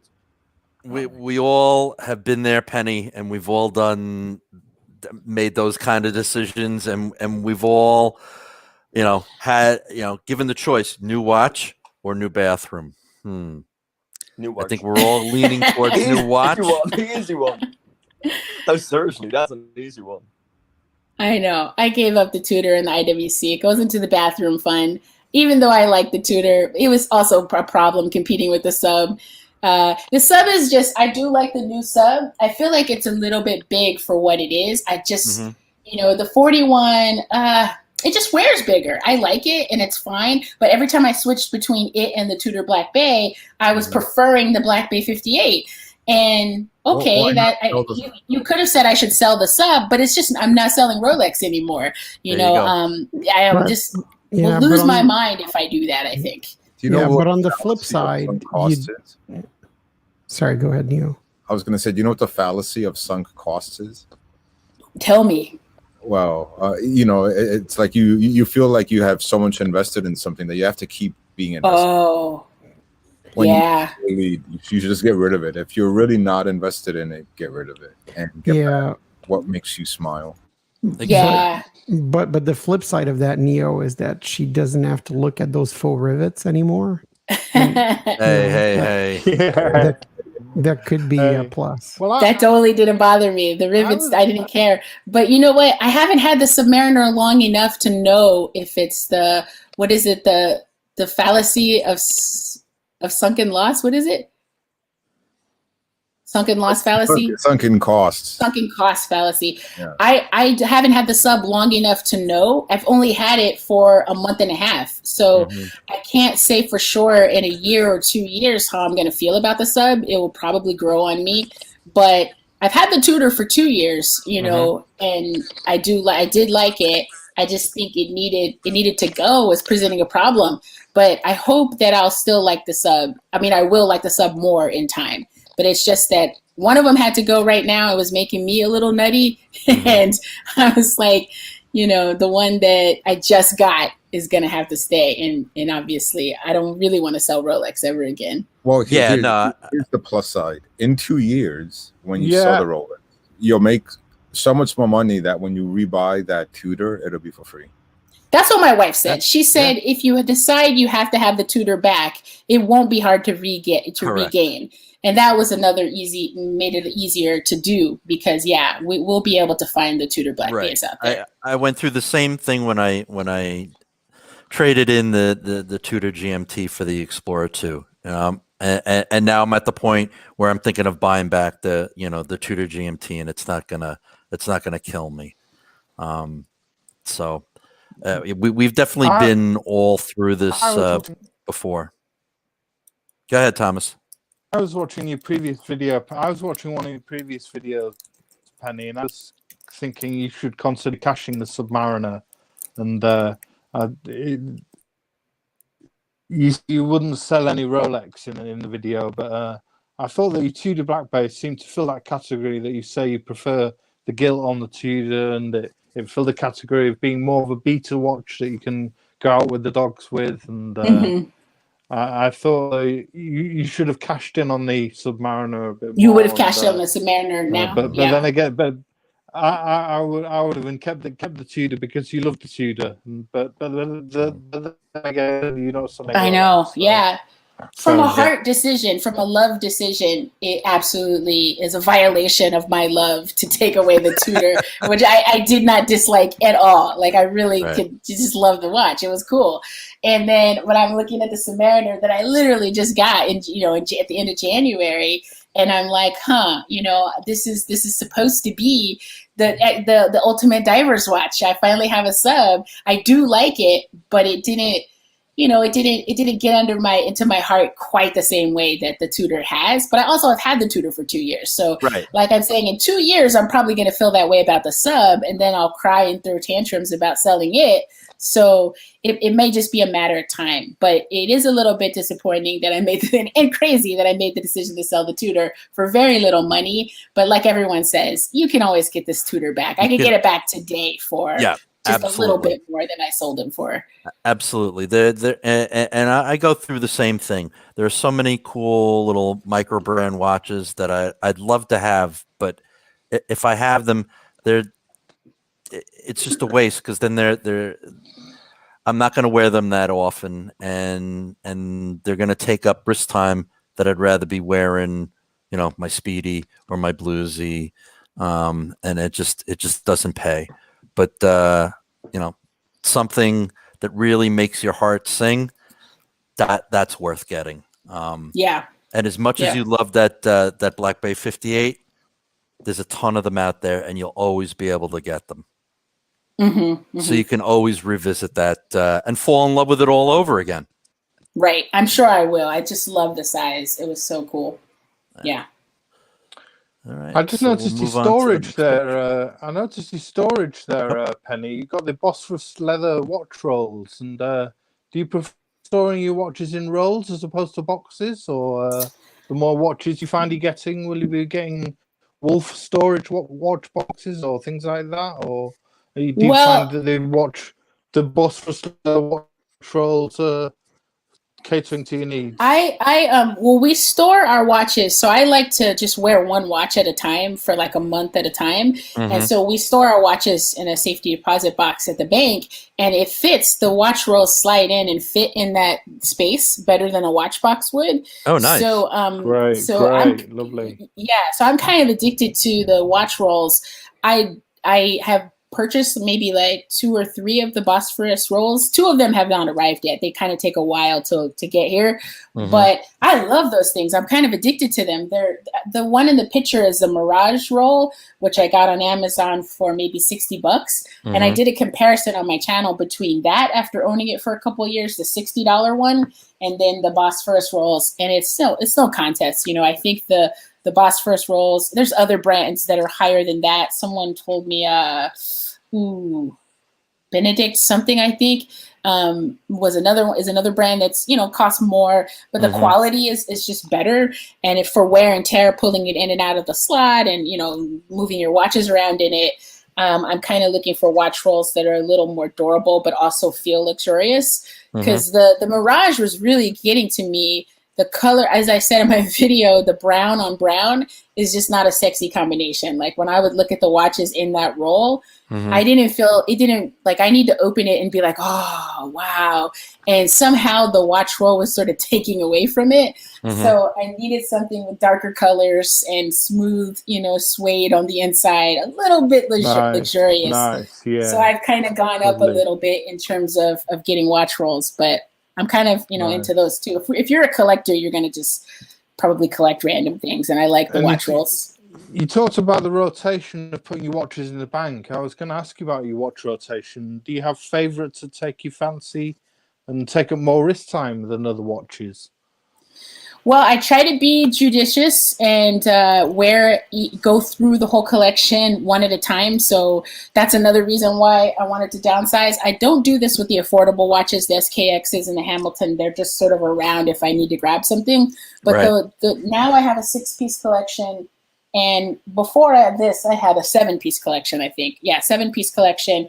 And I would just wear one watch per month. And and one time, well, a few times I've worn it longer than that. I wore the Batman for 3 months in a row without changing. That almost killed me, guys. That was hard. It was hard as hell. I was going to say, that was hard as hell. How did you do that, Penny? How did you do that? In the beginning, it was like I worked myself up to a month because when I was at work regularly, I could only make it a week without changing watches. And every Friday, I would stop at the bank and get the new watch, and that was my routine. Say hi to people in my bank is pretty cool and local, and it was a routine to go pick up the watch every Friday for the next week. But once we hit COVID, I started stretching that because it was such a hassle going to the bank. You have to make an appointment and wear the double mask. And it was just sanitize your hands when you walk in and take your temperature. And it was an ordeal. So that's it in the comments. Someone said Bennett winch rolls. That's the one I was thinking. But so I built my stamina up to a month because of COVID times and just leaving the watches in the bank and then getting one at a time. But with the Batman, I started to push myself and said, you know what, this is my favorite watch. Why on earth have I only worn it 1 month out of the, it's the spacing was getting so long of going through all 6 or 7 watches. It was like, you're really only wearing your watch once a year or so, so I wanted to wear the Batman for an extended period of time. And the 3-month challenge, once it was 1 month, I was like, I can go another month. It's not so hard. By the 3rd month, I was trying to buy a watch every day. I was like, what's going, the deprivation of not having that rotation or that variety Right. finally got to me. And my wife was like, please go get your watches. What are you doing? Like, I was definitely losing it trying to stick with one watch for that long. So that's too long, guys. A month is more than enough, and that's doable. So for the month of April, I'm going to wear the watch that I just bought. But Nice.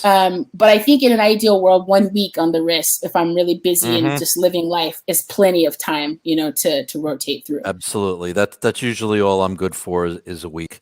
Yeah. Yeah. So we're coming up on another piece here. Nice Hamilton. Nice. Yeah. I got the Hamilton Khaki King. Yeah, I love this. And you know, it was one of those watches I bought when I first started. After the SKX, I bought a couple of pieces. I bought an Orient. We've since given a lot of those away, so I don't have them anymore. And I think the Hamilton I will keep, and I'll probably get rid of some of these SKXs. I have 2 of them. I do prefer the Hamilton more than Seiko. Just the field watch like style. I think I like it better. But I can't say that I wear it anymore unless, you know, it's very rare that I will wear it. After wearing the Batman for 3 months, though, I didn't have my other watches around. And so I went to the Hamilton and I appreciated it so much more because it was different than the Batman, which I had been wearing. So I think for me, the trick to get me to wear my other watches is to stick with the luxury for a while, and then you're just craving something else. So your mind starts to focus on the differences. So I was like, oh, this style is so cool. Look at this, the cutout date. It doesn't even bother me anymore. You know, the way the day cuts out the numbers kind of generally drives me nuts. But when I haven't worn it in a long time, I can kind of appreciate it. But I think it's a good watch to give to people to get them interested in the hobby. And so that's pretty much what I'm going to be doing with my nieces and nephews is they get to inherit these other watches that I don't really wear. Yeah, and I love the NATO that you paired with it. And I'm not a big NATO fan, but that complements the watch really well. Yeah, and it's nice to give a watch like that away with a couple of straps and say, here, you know, this is what I like about watches, and you get some people interested. I've done that a couple of times, and people are now wearing watches they wouldn't have worn before. So yeah, right. All right, so we'll go into the next picture. Beautiful combo here, the Batgirl and the Explorer 2. Nice. Yeah, that is again my favorite complication. Lovely. Two nice GMT. Two nice GMT watches. I need a Pepsi though. Don't you guys think I need a Pepsi? I think want you need a Pepsi. I think I need a Pepsi. You need absolutely a Pepsi, and also the Coke. You need the Coke and the Pepsi. I know the Coke was the first love. Yeah, I'm gonna cry like a little baby because you need it. Yeah, if you're gonna get into GMT, I think we'll see what happens. But if I continue to like the GMT, it feels a little odd not to have a Pepsi, at least, you know. But I like the pre-ceramic Pepsi better since I already have the Jubilee Batman. So I would love to get a vintage Pepsi, you know, with a good bracelet that's well sourced from someone. As long as you're buying Pepsi, I'm totally happy. Yeah. It's it'd be nice to go vintage, wouldn't it? That could be next phase. You could start going vintage. I have to warn you, by the way, before you buy vintage pieces, you have to know that it is really addictive. So if you start collecting vintage pieces, you will never stop. Oh, that's a warning. Then I'm going to take that as a warning. You've been warned, Penny, about that particular rabbit hole. So yeah. And that's one that personally, for me, I've tried to avoid because I know that I would just, you know, dive headfirst down it. So, all right, so let's go to the next picture.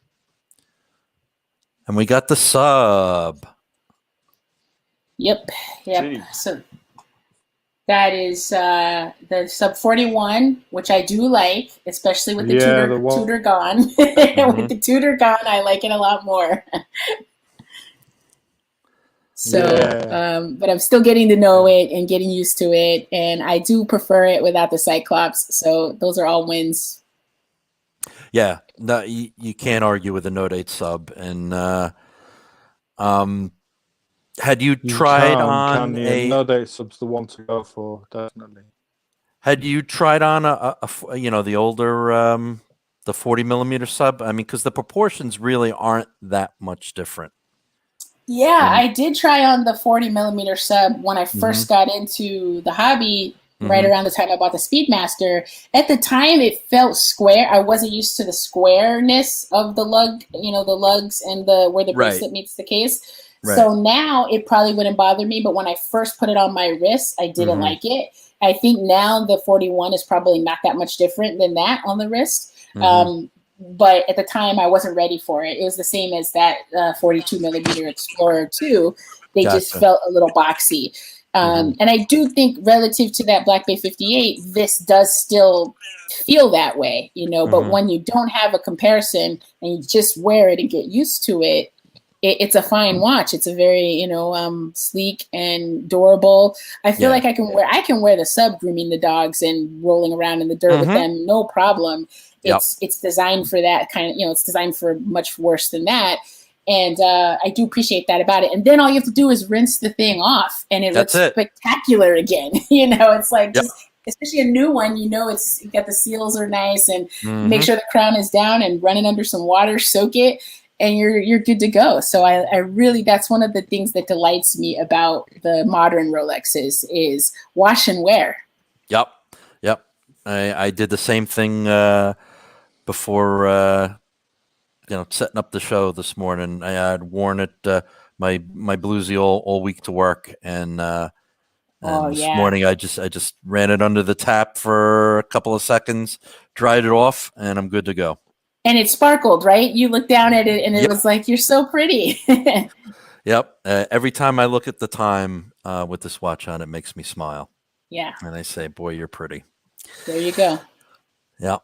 So let's see what we have next. Another close-up of the sub on the bracelet. To me, this watch is just, I always liked the watch before the 40 millimeter version, but to me, the proportions are just better on the new one. With the 21 mil bracelet, the slightly slimmer lugs. It looks better to my eyes than it did before. Yeah. I like it. Can I ask you a personal question? Maybe. Have you named your watches? Have I what? Have you named your watches? Have I named them? Yes. Ooh, no, I haven't. It's weird because I named my car, I named everything else, but I haven't named my watches. But I can tell you, they're all male. I think of my watches as he's, and my wife thinks of her watches as hers. And I think a lot of guys, well, at least from what I hear, seem to call them her too. I don't know if that's the case for you, but I haven't named them. But it's sort of like that's a him. Is that weird? That's totally weird, right? No, it's not weird. Actually, I do the same with them with my watches. I name them. Every watch I have has a nickname. Seriously.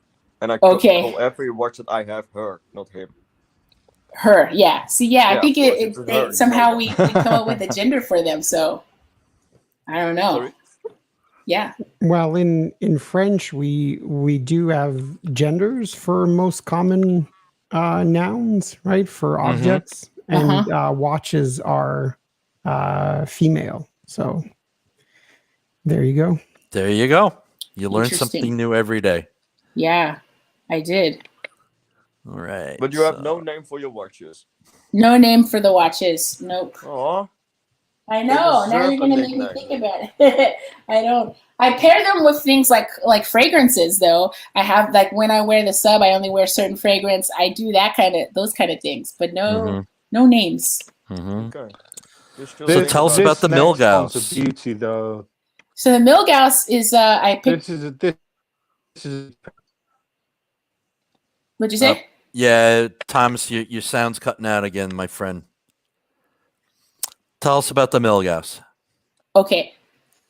Sorry, I've got a Milgauss, the Z blue one, but this is a beauty. Yeah, so the Milgauss was like my second Rolex after the Explorer 2. I got the Milgauss before the Batman. And for some reason, that collection of the Explorer 2 and the Milgauss, I did not appreciate it, guys. I don't know what was wrong with me. I like the Milgauss and I like the Explorer 2, but as a two-piece collection, it didn't quite, it felt like something was missing. And I think looking back on it, it was too soon to depart from the path of Rolex to get something as quirky as the Milgauss. Maybe as a third piece, it worked really well. Like if I had had the Sub and the Explorer 2 and then the Milgauss. Anyway, when I had the Milgauss at first with just the Explorer 2, I liked it, but it just, I don't know. I wasn't quite satisfied for some reason, even though I liked it because it was quirky. I love the GV, the green glass.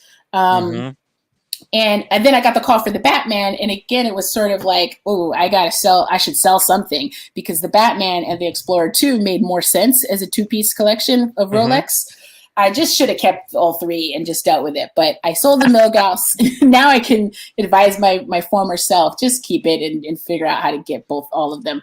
But I sold the Milgauss, and then some time went on. And then this year, in March, this month, actually, I had a little bit of an ordeal reacquiring a Milgauss. It's on my channel. I get into how I bought one online because I got impatient with the ADs. I told two of them, please get me a Milgauss. And it was taking them forever, so I bought one online. But the one I bought online had some suspicious stuff going on with it. And then while I was dealing with that, the AD called me with the Milgauss. So I was able to return the one I bought online for a refund and then get the new Milgauss from the AD. So it all worked out. And I love it. It adds just that pop of color to my Rolex collection, with the weird glass and the lightning bolt hand. Orange and green are my favorite colors. So I am glad to have it. And I think they'll discontinue it at some point, if not this year, maybe next year. But it would just be, annoying to acquire it in the future after it's discontinued. So it felt like the time was wise to get it back. Wise decision. Very wise decision. I know, Thomas, you love your Z Blue. There's always been something about this watch to me that it's gorgeous. Yeah, I have always liked, and I've never pulled the trigger on one, but it's such a cool watch. All right, so I could see where if you don't want to go Explorer, you can go Milgauss. Right? Yeah. Yes, definitely. That's right, Nia. Yeah, so I am enjoying having the Milgauss back. It's quirky and it's a cool piece. So back, this was your former IWC. Yeah. Now finding a new home, hopefully. There you go. Yeah, it's a beautiful watch, isn't it? It is. That's a good shot right there. Good, nice to see you've got a few of it. Yeah. Would you be adverse down the road to That's lovely. getting another Flieger? I love the Flieger style. I think that is a fantastic design, and I love how open and clean and legible the dials are. I would definitely be open to it, but guys, I don't know where I'm going to go as a collector. I think whatever it is, I have to make sure I'm wearing the pieces and the size of the collection feels manageable. And I think I'm getting to a point where I'm not quite there. There are not that many more slots where I can actually have a piece and enjoy it. So if I do get a Flieger, it would have to compete with all the things that I still want, So I don't know if there's a Flieger at that level in terms of my interests, but I really appreciate the design. I just need to learn how to appreciate watches and not own them. I haven't gotten there yet. like I appreciate it from afar. It's a beautiful, nice style. Right. And it really worked. And I could always see the time on that watch so easily. And, I'm getting old. I have old people eyes. So I never question what time is it when I was wearing that watch. With some of my other watches, I'm not always sure what time it is. I have to look at it for a couple of seconds of what is the time? And that watch is great, so I love the style, but I just don't know if it will fit in wherever this collection goes. If I can come down to earth and just accept that yeah, you have a variety and enjoy the variety, but I think that I'm going in a direction where there's going to be much more similarities, more repetition. And I'm okay with that too. I appreciate both styles, but I don't know that I would go for the broader approach of having this much diversity in the collection. Gotcha. Okay. And then we got a nice orange Seiko. That's Yeah. what you're wearing now, isn't it, Penny? That's lovely, that. Yep, I'm wearing that watch today, and again, I want to love Seiko more than I do, but I do appreciate it when I have been wearing other watches. Like I'm wearing it today, and it's perfect. I have it on a strap code two-tone bracelet, so it matches the gold in the dial or on the bezel. And it's a fun watch. It's great for a day, but I don't think I can wear a watch like this for a week solid without changing it, or 2 weeks without changing it. But I can do it a day at a time to mix it up, and that's how it fits into my collection. Gotcha. Okay, so we'll move on. The Speedy Man on the Moon. Yep. One of my favorite watches. It's definitely my absolute favorite. Because it was the first, maybe, I have an irrational connection to it. And I just love the subdials. Like Eric was saying earlier about 2 subdials, I can't even look at a chronograph that doesn't have 3 subdials. It's like it's in another language. It's speaking another language, and I have no idea. Really? It's not like from Italian to Spanish where you can make out a couple of words here and there. No, it's like I don't know what you're saying to me with 2 subdials, and I don't want to talk to you. And so I have to just enjoy the moon watch. I know. Okay, Penny. Pop quiz. What are the time denominations on the 3 subdials on the Speedy? Oh, the time denominations are, you got your minute, and you have your hour, and you have your seconds. Is that what you mean? How many minutes and how many hours? Oh, well, in minutes you get 30. On hours, I think you get 12, and then on seconds you get 60. Okay. Just checking. Yeah, but and I think that's a great denomination. You passed the test, Penny. I don't like it when you have, for the hour, you only have an hour on the subdial too. I don't understand that one. When you have a denomination that only goes to 60 minutes for your hour subdial. Ooh, what if you're doing something for an hour and a half, or you don't know if it's been a whole hour and a half. Like I'm lost with the hour subdial not being able to track more than 1 hour at a time. So I think the Moonwatch got it right. I mean, it's not the first time of this particular design, but this is the kind of chronograph that I would prefer. Yeah, I mean, this watch is just I can't say enough good things about it. We went over this in detail when they introduced the new one, which is a great watch too. I'm just happy with the Hesalite 1861. It's a fantastic watch. Yeah, that's the one I have, is the 1861, and I'm curious about the 386 ones, but not enough to change mine out. No, Exactly. Yeah, I would have to keep this one and get another one, which is not happening in my household. You're gonna have to acquiesce on that new bathroom at some point, right? Right. No. Yeah. So. Gotcha. Okay. And another nice shot there. Yeah, my wife has the Hesalite sandwich, so we both have Speedies. She's got the Hesalite crystal on the front and the sapphire sandwich on the back, or the sapphire glass on the back, and so we both have Speedies that are the same, basically. Nice. Yeah, that's a good shot of the 1863 movement there. Very nice. Yeah, it's a really nice shot, that, Penny. And we got the recently departed Tudor and one of your pups. Yes, one of my puppies. That was when he was a little brat. I mean, they're both young, but he was real bad at that age. And the Tudor, which I started liking him when I was wearing that watch. So, because I don't really like young puppies. I like them when they're dogs and they listen to you. And when they're little puppies, they just get into so much trouble. And he clicked around 7 months old. He started to listen to me. And so I was wearing the Tudor, and I really remember, hey, I like this dog and I like this watch. So... I still have the dog, but no longer the watch. All right. Well, like we said, that you'll always be able to get with that Tudor, and there it is again, a really lovely watch. I can't say enough good things about this watch too. It's just it's sized well, it's proportioned well, and it's a good wearing watch. I know many people have it, and many people are big fans of it. Yep. And the Tudor again Penny, on the NATO.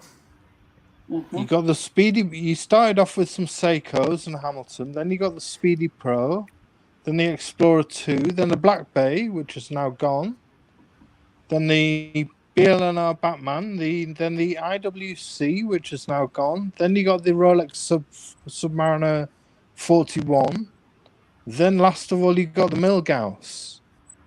But things have moved on. Then we've got a lovely shot here of them all on the Bosphorus leather. That was the collection that you'd sent us about a week ago. Yeah, right. About a week ago, that was it. About a week ago, yeah. And you'd been thinking of what was next and what whether you were going to get rid of anything or whether things were going to change. And things have happened quite abruptly, haven't they?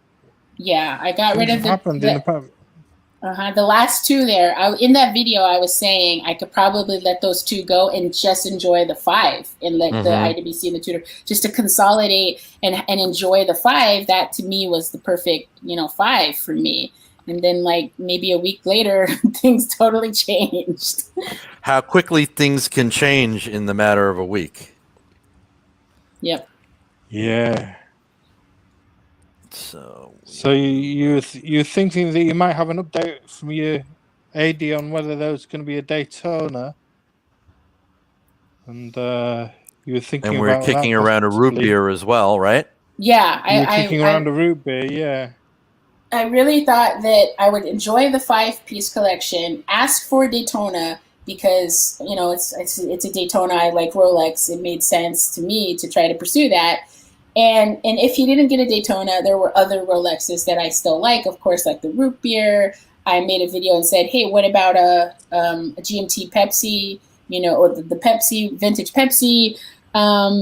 Made a couple or a Kermit because initially I wanted the Kermit instead of the no date sub, but he just wouldn't give it to me. And so I was like, I think I could get it. I did a favor for this AD very recently, and I think I built some really goodwill with him. So I think that if I really pursued it, I could probably get a Kermit. So I was just sort of brainstorming what makes sense to try to add as down the road, guys, like 6 months to a year later. It wasn't my intention to get anything very soon. But I was also talking to AP, and things just escalated so fast. It was like, yeah, I don't want to use an analogy. That's probably a bad one. So things moved fast. And so I ended up with a new watch. All right. We got some pictures of the Milgauss. And an SKX in the Tudor.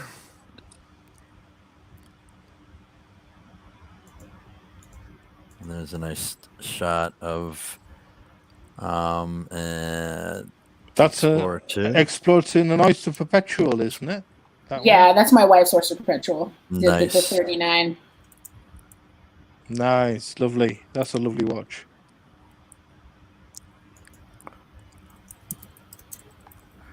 I'm betting it's going to be a millinery. That's a 4-piece combo that anybody could be happy with. Very nice. Yep. And the newest acquisition. So, this is what you ended up with. Tell us all about this. This is the 15450. Yeah.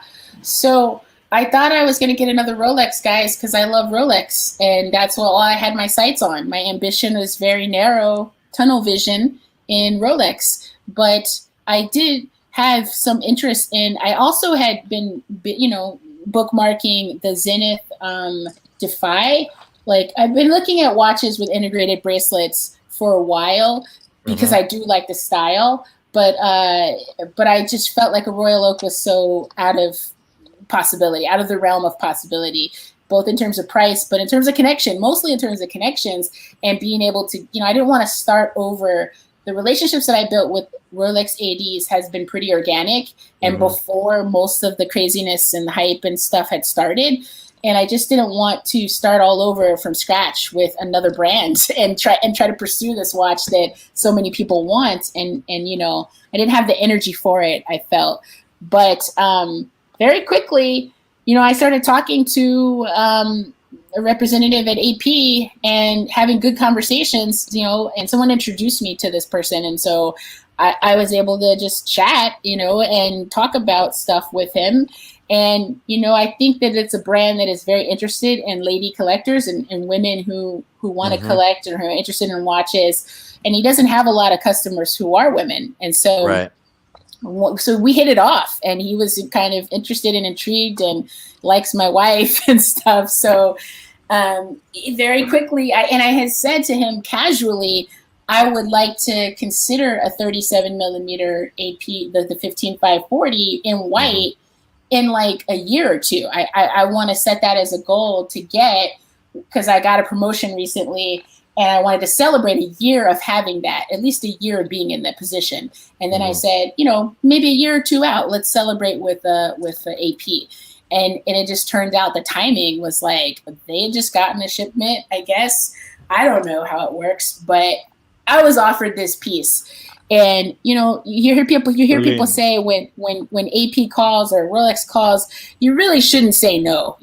I did say no, actually, because I just thought we were starting a relationship and a conversation. I had no idea it was real. It was here. Do you want it? I just didn't take it that seriously right away. But I went and saw it and talked to them in person, saw the watch, was kept staring at it. I just kept gazing at it on my wrist, like, what the heck is this? Rotating it. And it was just, my mind was kind of blown that I love Rolex. It has nothing to do with, Rolex. This in and of itself is a really kind of exciting, fun piece. And even though I wasn't prepared to buy it, we were able to make it work. And so that's how it happened. I got the 15450. Yeah. Beautiful. Absolutely stunning, Penny. It's Congratulations. absolutely gorgeous, isn't it? Yeah. Stunning. Yeah. Beautiful watch. Really suits you in that photo, Penny. Thank you. Yeah. I think this watch matches your personality more than your Rolex. What? Sorry. What? That's a big statement. I don't. I got the AP literally 3 days ago, guys. I'm not even in the honeymoon phase. We haven't even made it to the honeymoon destination yet. We're still we're still in transit. It's that recent that I keep looking at it like, who are you? I'm staring at it right now. Dude, this watch is so cool. You answered my collection. My question. Have you fully connected with this yet? Not at all. I woke up this morning. It's just oh man, here's another bad analogy. It's like if you had a one-night stand, I can't stop myself, and you woke up and you were drunk the night before, and you wake up and you're like, who are you in my bed? I kind of feel that way about the AP. It hasn't been enough time to fully adjust to it and enjoy it, but I'm starting to get. I was looking at the brushing yesterday, and I was just staring at it in different lights of how well finished the case is. And, looking at it with my glasses on, my glasses off, under a loop, you can study it in a really kind of detailed and intricate way. Yeah. The dial is outrageously cool. So crazy. I mean, all the different lighting and angles, it really, really picks up light. And the indices are super, they almost look like diamonds, even though they're not diamonds. I'm like, how is that achieved? It's a mirror finish on the indices. So as Abdul is saying, you're in the wine and dine phase. yeah, very early on. So I don't know what this means for the direction of anything at this point. I know I'm broke now. Like if I wasn't broke before, I'm good and broke now. We're still getting the bathroom, but as far as watches are concerned, like I've tapped out my surplus of money for watches. So I'm in a holding pen now for sure. And I sold everything I could sell that I want to sell. Right. So I'm just going to enjoy, the 6-piece collection.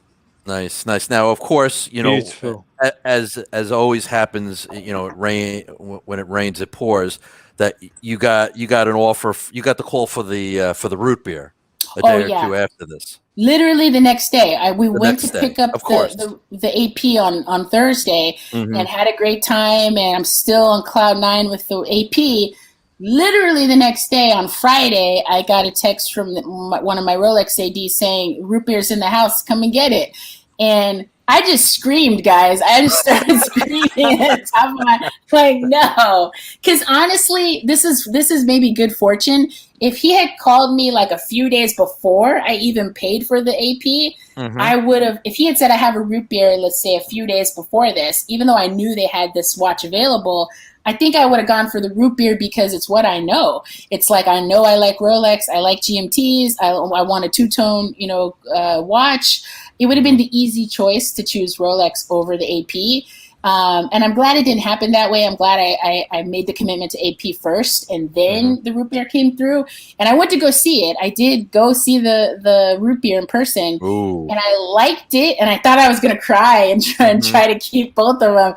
But I liked it, but something about the AP got a little hook in me. And I could see the root beer, that it's good, but it's not great in the same way. It's actually, I can tell the quality difference in the casing and the details. The Rolex is amazing at what it does, but it's nothing like this Royal Oak. Oh my gosh. I know people say that, and people will say, oh, Rolex is, middle road or whatever. But I feel like I experienced a version of that comparing the Royal Oak to the root beer.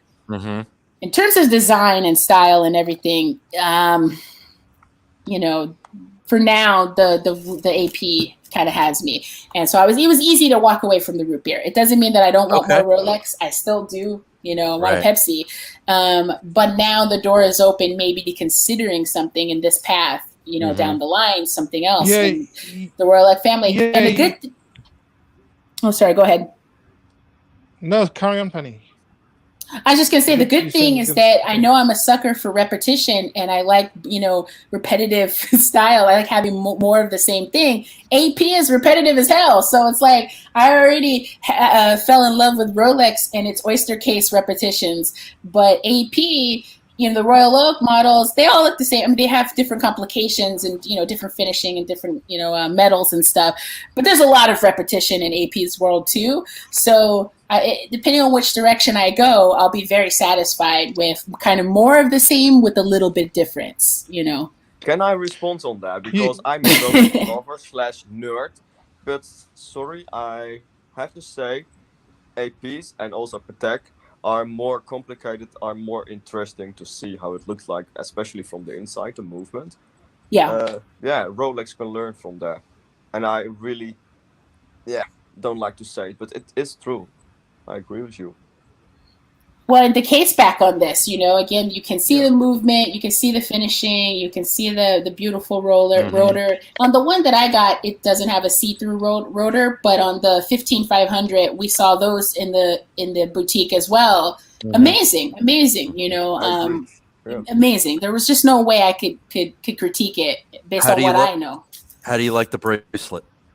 Oh, gosh, the bracelet is fantastic. First, I had to get it to fit just right, with adding an extra link. And I think in the summer, we'll see if it's a little snug or whatever. But, oh, my gosh, it feels so good. I just keep rubbing it. I have it on my wrist, and I'm, like, rubbing on the side of it. Like, well, this feels so cool. Because I like feeling how it feels in my hand. I don't know. Oh, okay.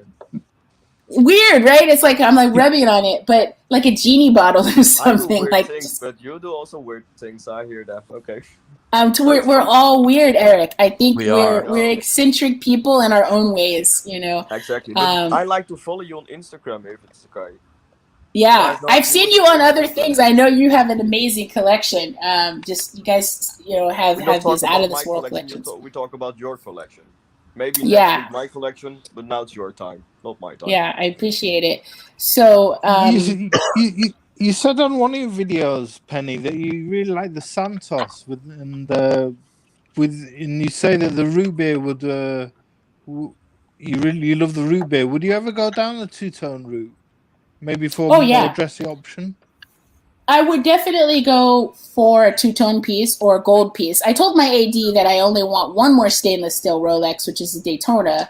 Not entirely true because I do want a Pepsi, but from him, I only want a Daytona. And then after that, I could see myself going two-tone and gold, just saving up and trying to be more patient than I am. Get a two-tone. I would like the root beer for two-tone, and then I like a lot of the gold Daytonas.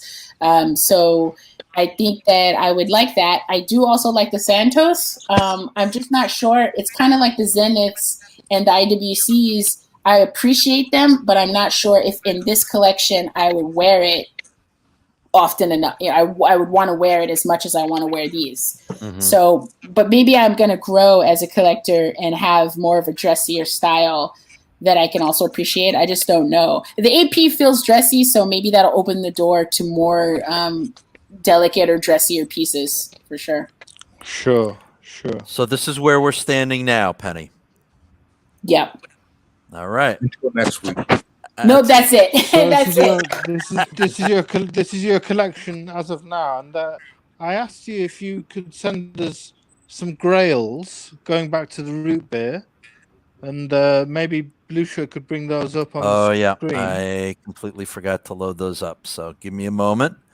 Yeah. Out of the pieces that are on the screen there and that are in your current collection, Penny, what's your favorite right now? Wow. Yeah. What's your favorite out of that? It's got to be the AP, hasn't it? It is. It literally, I just got it. It's smaller than the other pieces, which takes some getting used to. It's not very small, though, but it's a little bit smaller. I think it's the AP just because it's so brand new and it's so different from the other ones. Mhm. Yeah, I think that's the winner. But the second one, it's probably the Batman, the GMT, or the Milgauss. I think those three would be my three-piece collection if I had to get rid of anything else. And the Poor Speedy would go, but the Batman, the AP, and the Milgauss are my three favorite. Gotcha. In that sense, yeah. You prefer the Milgauss to the Explorer 2, do you? I do, even though I have better memories with the Explorer 2. If I was only going to keep three with the GMT function and the Batman, I would just keep that. Yeah. And I like the Jubilee Because bracelet for that. then you got nice three-hander in the Milgauss, haven't you? Yep. And I like the polished inner links. Unlike most people, I like a little bit of flashiness, a little bit of pizzazz on it. So I don't mind the polished inner links. Okay, so now we're going to go. Hey, before we go to the grails, I unfortunately have to go, but I just want to say, Penny, before I go, that you have a great collection. It was really great hearing you talk about it, and I do think you made the right choice with the AP. So congratulations on that one and the rest of your collection. It was very interesting hearing you talk about it. So thank you so much. I appreciate it. Yeah, take care, NS, and thank you as always. Take care, everyone. Take care, NS. I still want to know what her Instagram is, seriously. Well, it's the same as my name, AllinHerMovements. Oh, that's your Instagram, okay. Yeah, and that's my YouTube too. AllinHerMovements is the same for Instagram and YouTube. Nice. I'm gonna Okay, follow so I'm going to bring up the So, first yeah, one, going to Thomas. the first of the grails was the actual root beer that we talked about. So this is one that you've actually been offered recently. Yeah, I don't know the definition of a grail anymore. Like, I think that I kept thinking these watches were out of reach. Well, yeah, but they're not out of reach it's anymore. funny this, because we talked about this the other day, and we all feel the grails were out of reach watches, but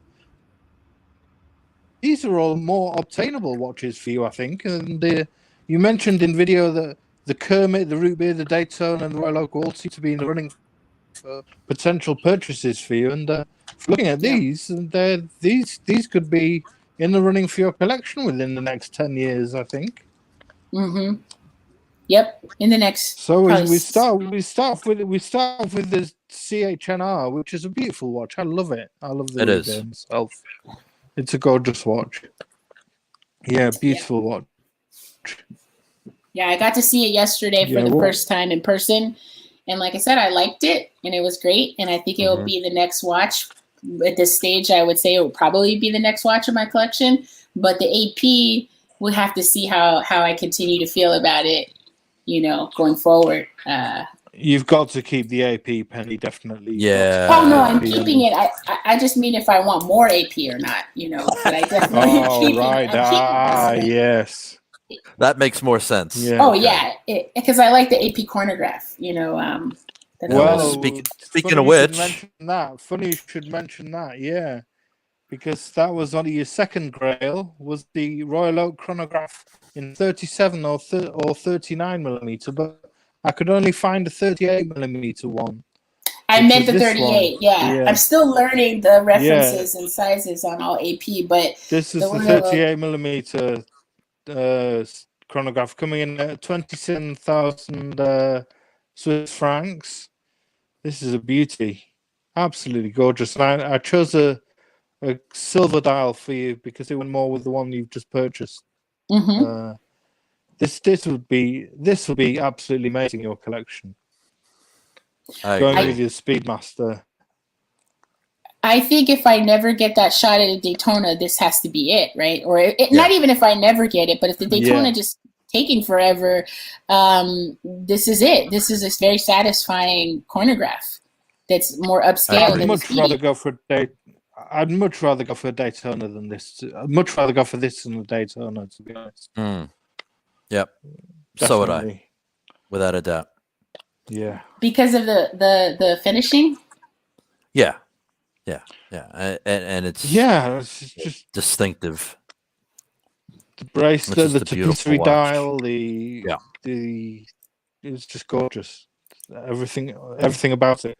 It's an all-in-one finished package. It's just everything you could want, everything I could want. I mean, beautiful. Yeah, I like it. I think there's a blue subdial version too, like a white and a blue. There is, which looks really nice as well. Yep, that's a good watch. Sticking with chronographs, you've already got the Speedmaster, but another one you had on your Grail list was the Rose Gold Speedmaster, which they've just brought out. The Sedna Gold Speedmaster. Yeah. You like this one then, do you? I like it. I like gold. You know, I'm trying to experiment with what would the gold watch be. And I think it's such, you know, again, if I can't get a Daytona easily enough, then a gold Speedmaster in that color, it could be, you know, I definitely won't see anybody ever having it. I think that's a possibility. I don't know that we'll see what the prices go once they've been out for a little while. It is a distinctive watch. I mean, you're not going to see anybody else wearing this. Yeah. So I think that's a possibility, a gold Speedy. Good point. Be interesting to see what happens to the prices after a while. I would love for them to come down and be discounted. Then it's like, sure, no problem. Look, you can see the case, the movement on the back. And I think those are the 3861. Yeah. Yeah. So that would be nice. Yeah. So sticking with chronographs again, we go to the ever favorite with many people, Daytona. And you preferred this on the Oyster Flex, didn't you? Mm-hmm. Yeah, love it in the rose gold with that chocolate dial, that coffee dial. It's beautiful, isn't it? Isn't that stunning? That is just so gorgeous. It is. And I'm not the world's biggest Daytona fan, but that's a good looking watch. It really is. especially No, on but the. that one with that coffee dial is just gorgeous. Yeah, it is. My AD says it's all What do you gold Daytonas from here on out. He thinks he has a better chance of getting people gold Daytonas than the steel ones. So Yeah. he told me to figure out which one I like, and I'm still thinking about it if it happens. But he said even Looks then beautiful. it could take 2 years. So Right. Really? Wow. yeah. All right, and then coming up And on the the last one final here. grail, yeah. Interesting one for the final grail, which was a beautiful choice. But I didn't know which one he wanted to choose from, so I brought up the main page. There we go. Which one would you go for, Penny? Bracelet? Would you go for the green grenade? The rose gold? I would go for the green Rose grenade. gold or blue dial green grenade? Good choice. The green grenade, look yeah, at the that. green on green, and this is definitely feels most unobtainable than any of the others, because the others is sort of like maybe you can get the money together, sure, but it's also a whole nother brand, a whole nother price point, and I don't have any connections in this brand at all. It's from scratch, and so. This might be the definition of something that is unobtainable, but I like it. I think it's beautiful. Is a grail. Yeah. I love that dial. It reminds me of a basketball. I don't know why I like the fact that it reminds me of a basketball, but I think that this would be the Patek for me. And I do like some of the others, but this is the one that I would say I like the Aquanaut, and this is the one for me. But I have no idea that will ever happen. But we can dream. Yeah, you can always dream. Beautiful Patek. Beautiful Patek. I mean, it's a great watch, the Aquanaut. I love it myself with the rubber strap. Yeah. It's the sports Patek, isn't it, to go for? Yeah, Those are especially really that nice, yeah. that green grenade version is just, it's cool. All right. Well, I just wanted to thank you so much, Penny. You've got a terrific collection, a great story, a great channel, and it was just a pleasure having you here. We thank you so much. We thank everybody who's joined in and watched us today. Go ahead, Thomas. Put the email address in for us, please, Blue Shirt. Oh, sure, I can do Into that. the chat. Yeah, if anyone listening or everyone watching, sorry, we've got another Punters stream we'd like to do of your selections, your watch choices. If you could choose one second-hand watch for $15,000, which is £12,000. It can be a vintage watch, it can be a modern watch. It's a used watch for $15,000 or £11,000. And if you can put it in a chat or email it to us, explorer2@yahoo.com, that'd be great. And we can show those hopefully in a future show. That'd be great. Yeah. So once again, the email address to reach us here at the channel is explorer2@yahoo.com. I'll put it again in here. And again, Penny, thank you so much for joining us. We really really appreciate it. And you got such a terrific And collection. Eric, if you could send us an email on that email address as well, that'd be great. Yeah, Eric, thank you for joining us, and we'd love to have you on as a special guest one day. Okay, great, super. I want to thank NS Something as always for giving us that amazing rundown of the news as he always does, and I I know Neo had some company come over, so he had to step away. But thank you, everyone, for joining us. Hope you enjoyed the show. Penny, thank you so much again. Thank you, for Penny. joining us. It's been brilliant. Yeah, Great shows. Thank you all for having me. I'm so glad we finally got to talk and that I'm not alone in the craziness of this hobby. Not at all. It's Not such an all. incredible Not community. at all. Yes. So thank you guys for being part of and hosting this incredible community. Oh, no problem. And like I can safely say that most of us that are watching this channel and watch YouTube content go through the same emotions, think the same things that you are, and think that we're there's got to be something wrong with us, but it's not. The only thing that's wrong with us is that we're crazy watch nerds. So. Right. Well, I appreciate it. Thank you. Oh, no problem. No problem. Thomas, any closing thoughts, my friend? No, just thank you to everyone for joining us, and thank you for everyone in the chat. You've been contributing great stuff and great comments, and thank you to Penny again for joining us. You've been a great guest, and it's been wonderful to go through your watches. And thanks for all the usual gang for joining us on the stream, and thank you to Eric, who's just dropped off. And yeah, it's been a wonderful show. Another wonderful show. Sorry for the internet was broke just a few seconds. Sorry for that.